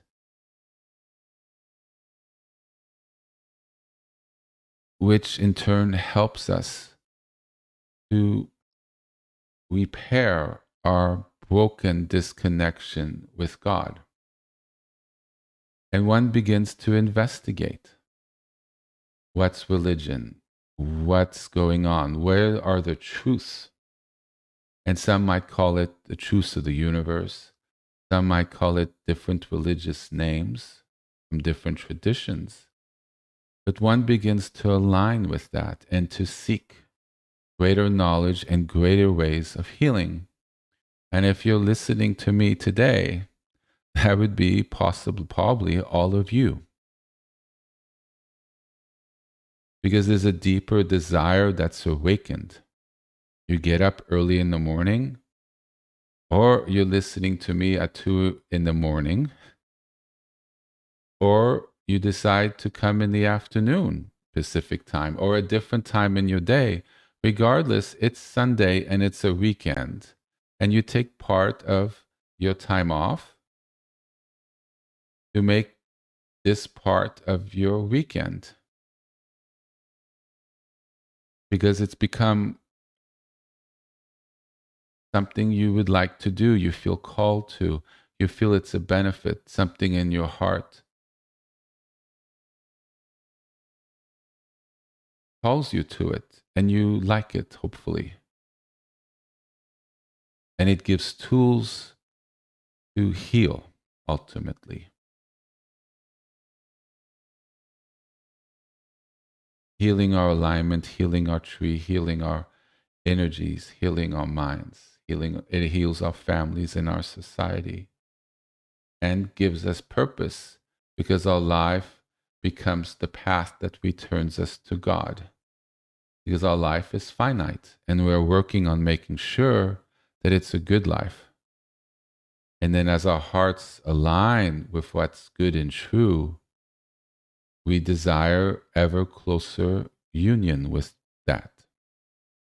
And then the path becomes really, really easy as one samples the fruit and realize how good it is.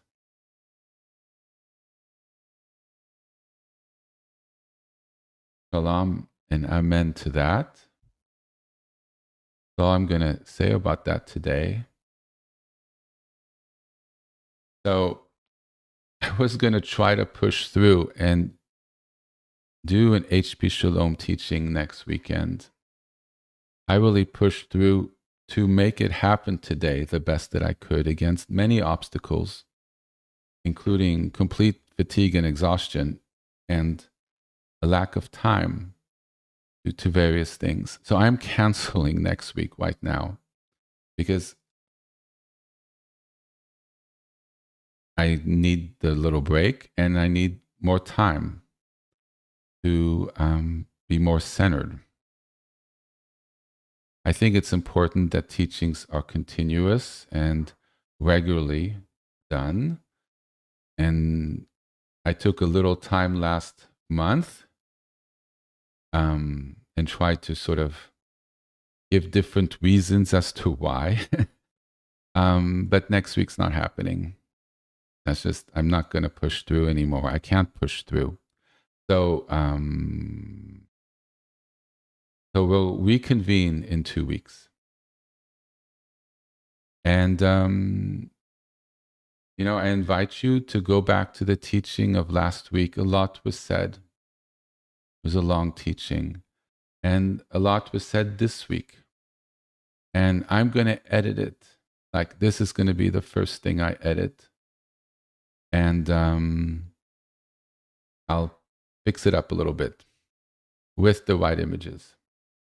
I was pulling up images this morning and I was focusing on what I was going to say, and I didn't really look at the images, and I'm not happy about that. And that's one of the main reasons I am not going to teach next week. I'll just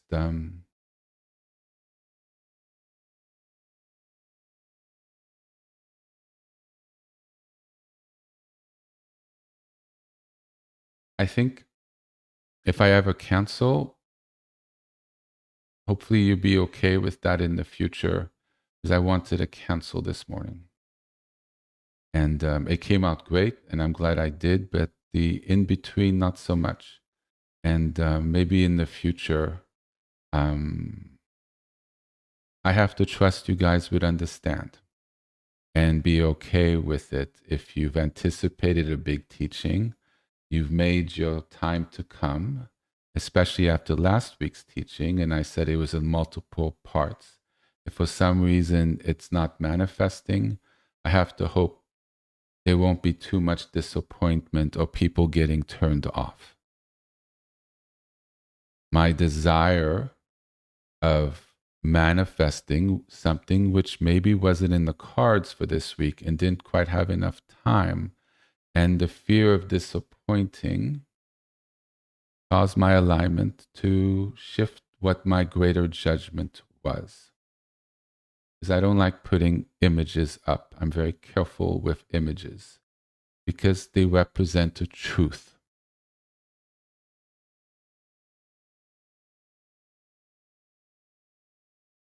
And truths that are visual line up our minds and our bodies and our energy channels. What we see can lead to distortion of our minds and thoughts in our bodies, or it could lead to pointing in the right direction. Same with what we hear.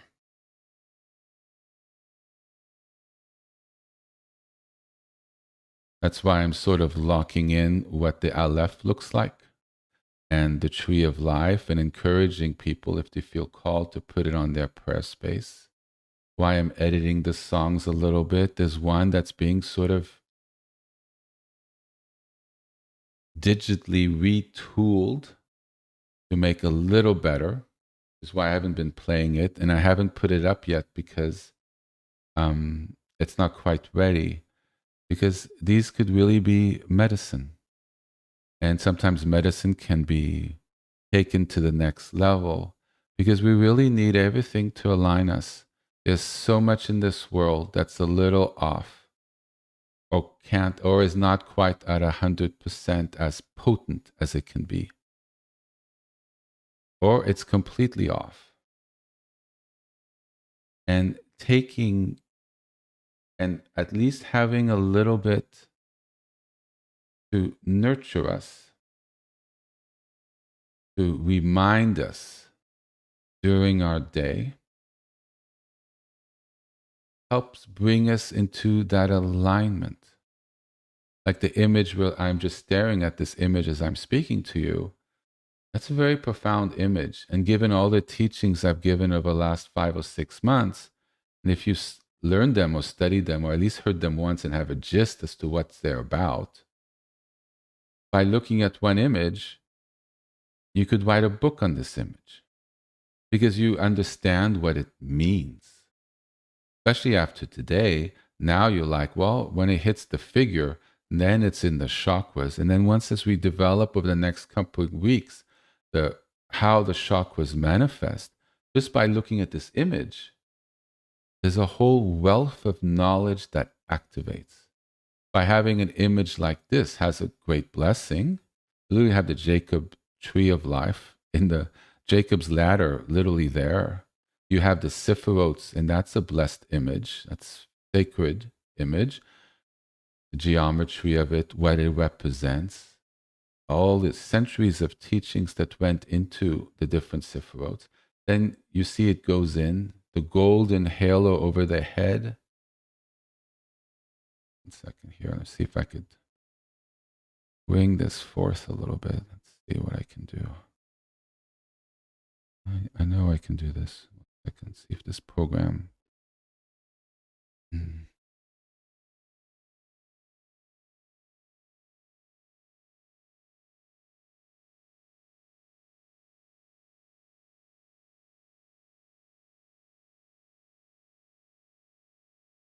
No. Well, you could see the little halo here. Let me see if I can. You see the top of the head, the glow, right? It's a little golden. Well, that could be the third crown, or the third crown's actually the last Sephirotes above. And you see the light coming down into the body. That would be the third. That would be the upper chakra going into the crown.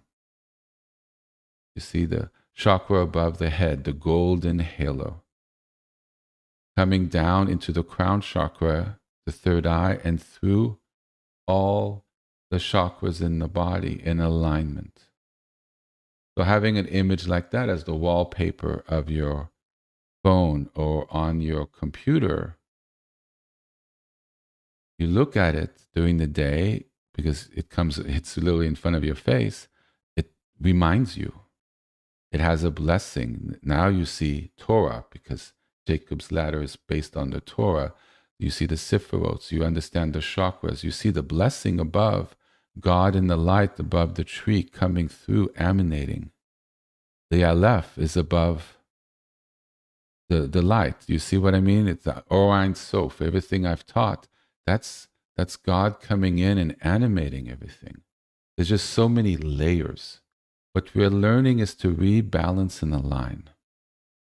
What we're learning is how to manifest through obstacles and still show up and try to do a good job. What we're learning is to heal, how to reduce the obstacles, how to have strength in the obstacles, how to manifest in love and kindness and care. Path is not always easy.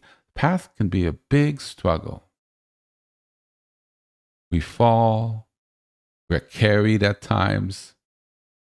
At times you don't even know how you're doing it. But there's momentum. We're trying to bring in the elements so there is a forward positive momentum. And sometimes that's all we can do, just a slight change. Well, a slight change plus a slight change plus a slight change, that equals to something, and often quite quickly. New avenues open, things that could create faster change in the positive direction. Or suddenly there's a breakthrough and it's a whole new world, and things just naturally fall away. And those obstacles, those challenges, that uphill climb with rocks, with the path being obscured, you just really can't see it really well. With a steep incline, suddenly all that goes away. The Pinto falls away. The truck that you've been riding that gets you there because the road is whatever, but you have a little cushion in the truck and the tires, it's rugged and you can go faster and you're there. You're sustained through the hardships. Suddenly, poof, you're in the Ferrari on a straight pathway, the Autobahn, just straight and fast and smooth.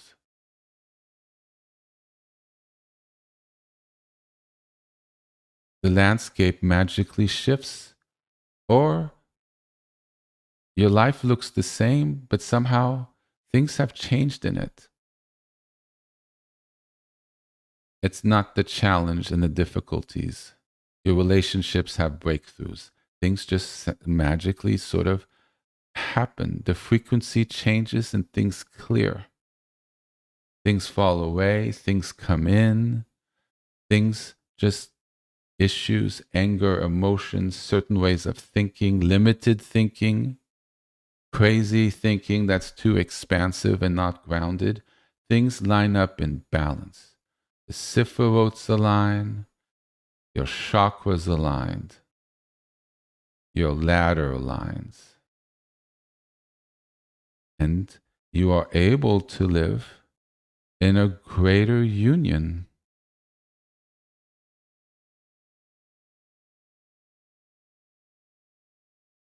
I have the image here, the promise. Just saw it.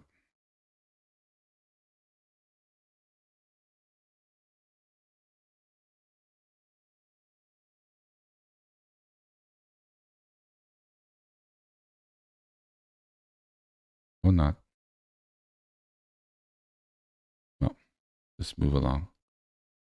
There we are. This becomes your reality. The blessings coming down, the alignment.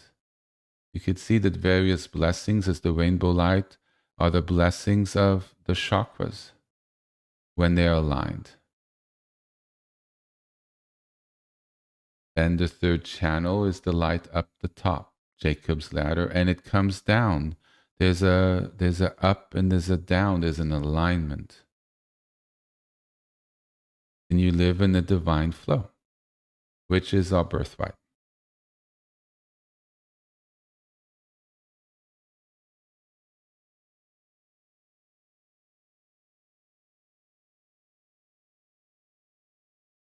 So,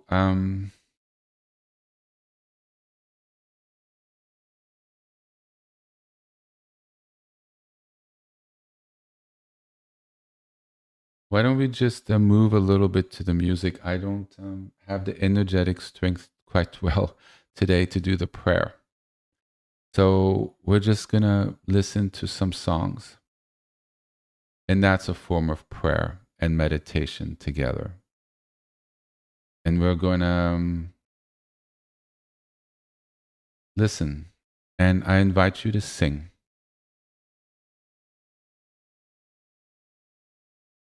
Because that's a form of medicine. The words are sacred. And we're going to sing, hopefully. And I hope everybody raises their voice.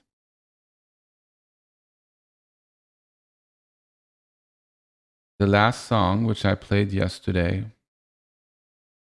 last week, uses the name of God, El Shaddai. The song's a reminder of the decisions we have to make on the path and our choice to align and our choice to align with God. And it's a choice of what we bring in, what we push away, our decisions that we make, and asking for divine help.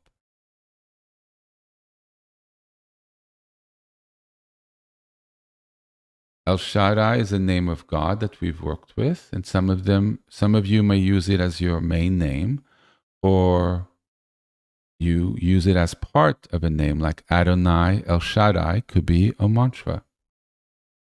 Or Abba El Shaddai could be one of somebody's mantra.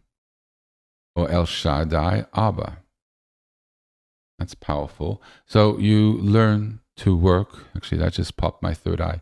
So do you see one way does one thing, and the other way does it work slightly different, in a different way, and you learn to sort of work with it, and you're working with energy. Name El Shaddai appears especially in the Torah, and it embodies sufficiency and protection. It's a very nourishing mother type energy, yet it's actually very powerful. It is very energetic and it cuts through. It's a manifestation of God that sets limits by saying enough. It's a big current. It feels like a flowing current of white or yellowish white. And it sets boundaries. And it sustains life and aligns you right up to the covenant. I see sometimes lightning through it. It's a very powerful manifestation of God that cuts through.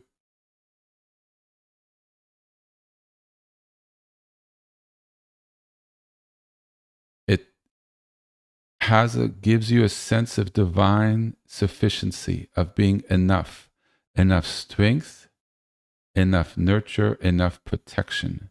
It provides you with what you need. All the names do this, but there's certain names of holding certain vibrations. And it's an aspect that's very much felt in the body and nourishes and protects from harm. It's a shield and a sword. Very much so.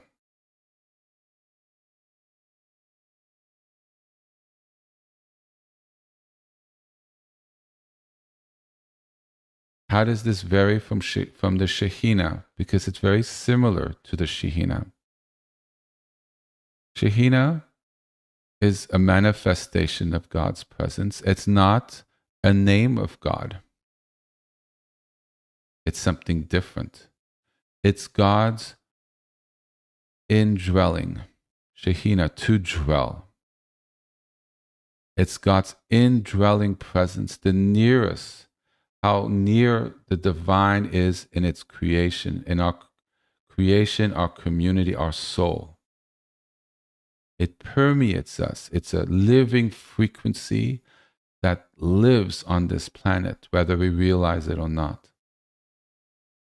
It's compassionate, very present, it's immanent, it's radiant, it's mothering. That's the feminine aspect. And the masculine aspect of the Shekhinah is compassion in action. The actual radiance out into the world. It's the paternal mothering, the protective father that's more active.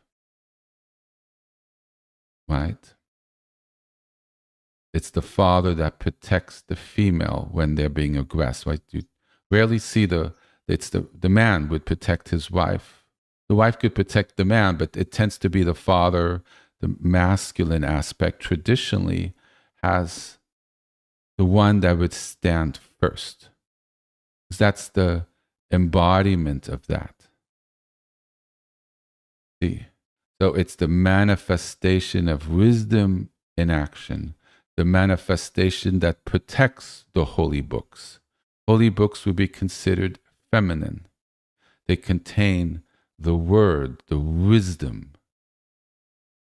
Somebody grabbing the holy book, a woman grabbing a holy book to protect it, the woman is embodying the masculine aspect, the protection, carrying it away to safety. But you see, it's not necessarily anything to do with sex. But the Shekhinah manifested in the world in that way is the masculine aspect of God. So both the El Shaddai and the Shekhinah carry a maternal, nourishing qualities, as well as masculine qualities. And both are expressions of God's nearness and its care. And it's not only transcendent, out there beyond touching. It can materialize in our world in a real way, which is why we say God's name. And El Shaddai invokes covenant, our decision to walk with God, and a great blessing. We invoke God's covenant, very much so. It brings it down. God's covenant with us, His protection, His guidance. It brings it forth immediately in our presence in a very direct, powerful way with its blessings and how it manifests. And the Shekhinah is a presence that rests with us. We're not calling it down. Shekhinah naturally lives here. The El Shaddai name very much brings it present. But I would say it manifests from day to day in the Shekhinah aspect. It rests with us, especially in our exile, our removed life from God. We touch with it when we live in sanctity with good intent and when we pray. Or when we listen to beautiful music, really we feel calm because we're resonating with the beautiful attributes of the Shekhinah, holiness, beauty, rhythm.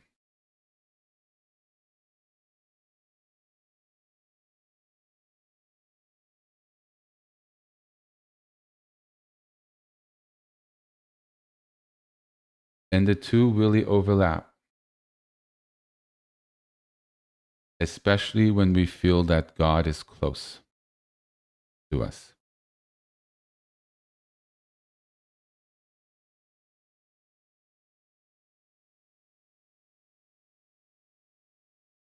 So I invite you to work with the mantra we spoke about last week, the Shekhinah, Shekhinah Shalom, or adding Shekhinah with a name of God.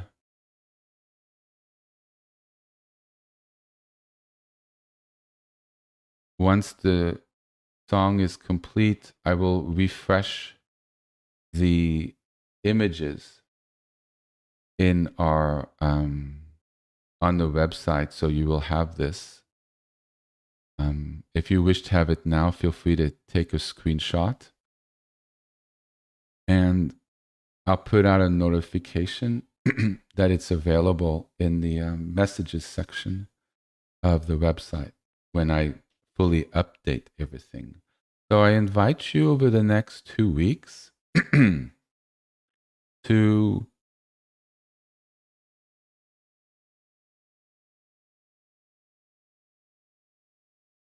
focus a little bit on your practice. Take some solitary time if you can have it, a day or two to yourself, go to the beach, and focus inwards. You feel called listening to the teaching, any teaching that I've given that you feel called to listen to. It's all on the website, even the last 10 or 12. It's more in the live teachings, and I'm going to work in the next week or two to get them all finalized. But they're still all up there. They're just not in the video section. They're all listed in the live section. Listen to what you feel called to. But the most important thing is to practice. Look at the names and do the one that you feel called to do.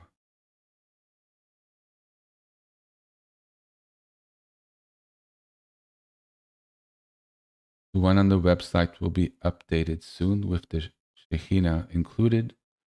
But this is what it is. Doing these names heals the chakras.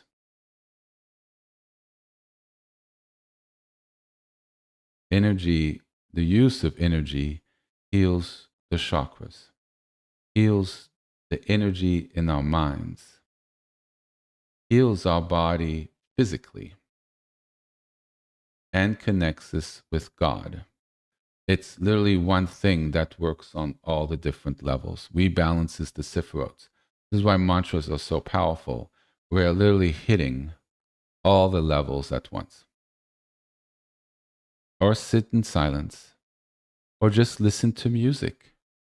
This doesn't work for you, listen to a song, or a song that you like, that makes you feel calm and at peace. Watch the words, make sure it's aligned, and try to connect. So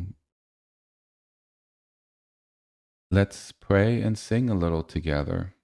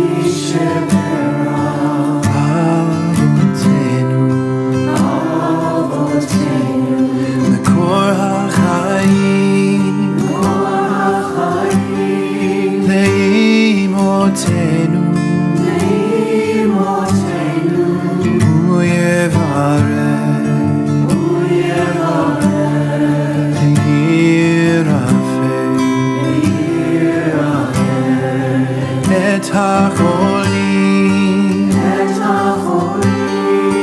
את החולים, אל הרפאנה, אל הרפאנה, אל הרפאנה,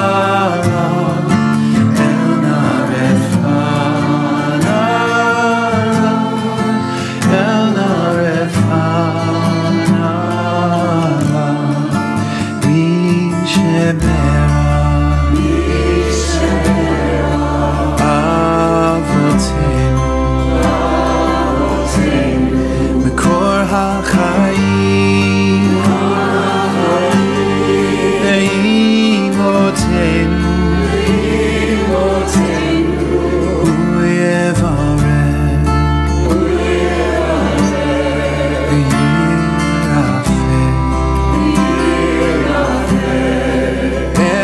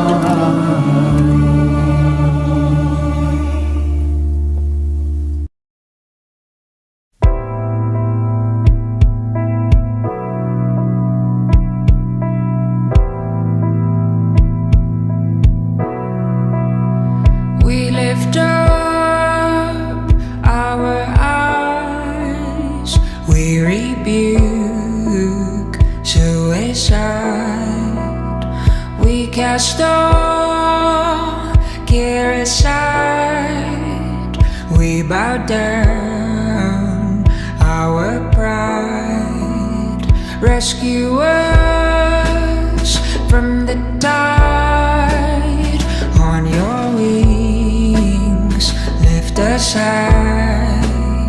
In the dark, be a light. We need you on our side. El Shaddai. We need you on our side. El Shaddai. We need you on our side. El Shaddai.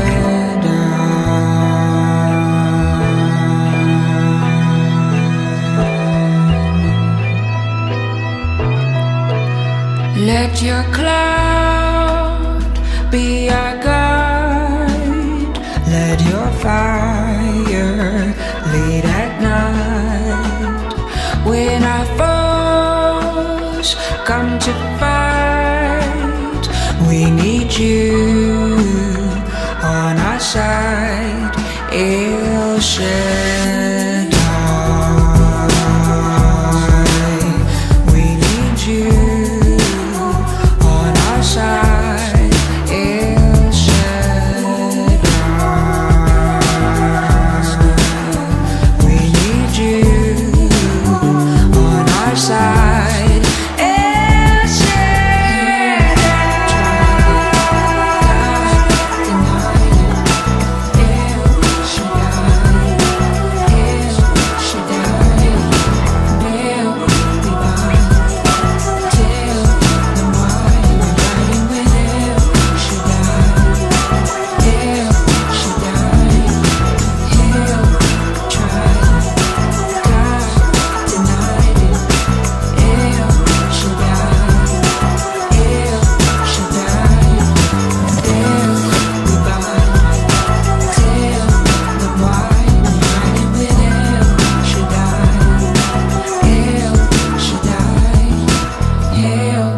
tried it, God denied it. El Shaddai, El Shaddai, Baal we bind. Tell them why we riding with El Shaddai, El Shaddai.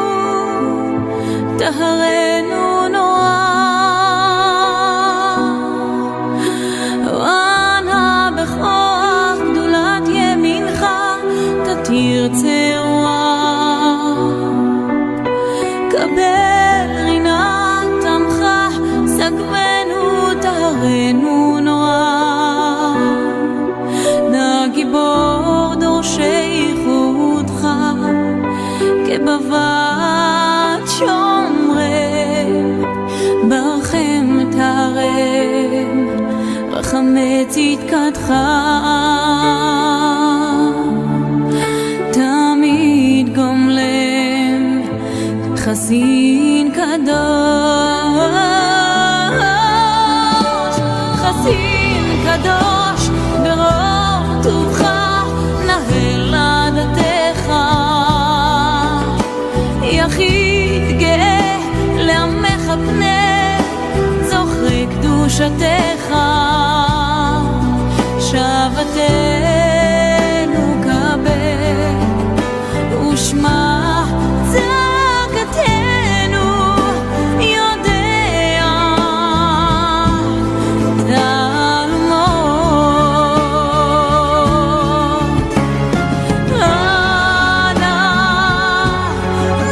אנא בך דולת ימינך, תתרצה רוח קבל רינות, עמך עסק בנו, תורנו נורא, שבתנו קבל ושמע צעקתנו, יודע תעלומות, יודע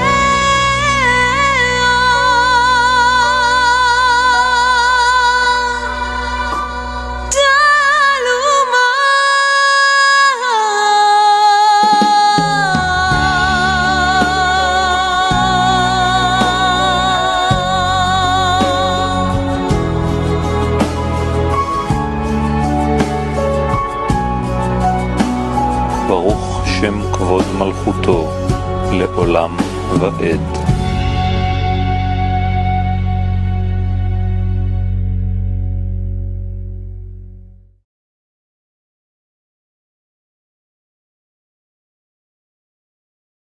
Thank you so much for joining me this week. And I wish you the very best next 2 weeks. May El Shaddai be with us and our families in our world. Amen. See you soon. Bye-bye.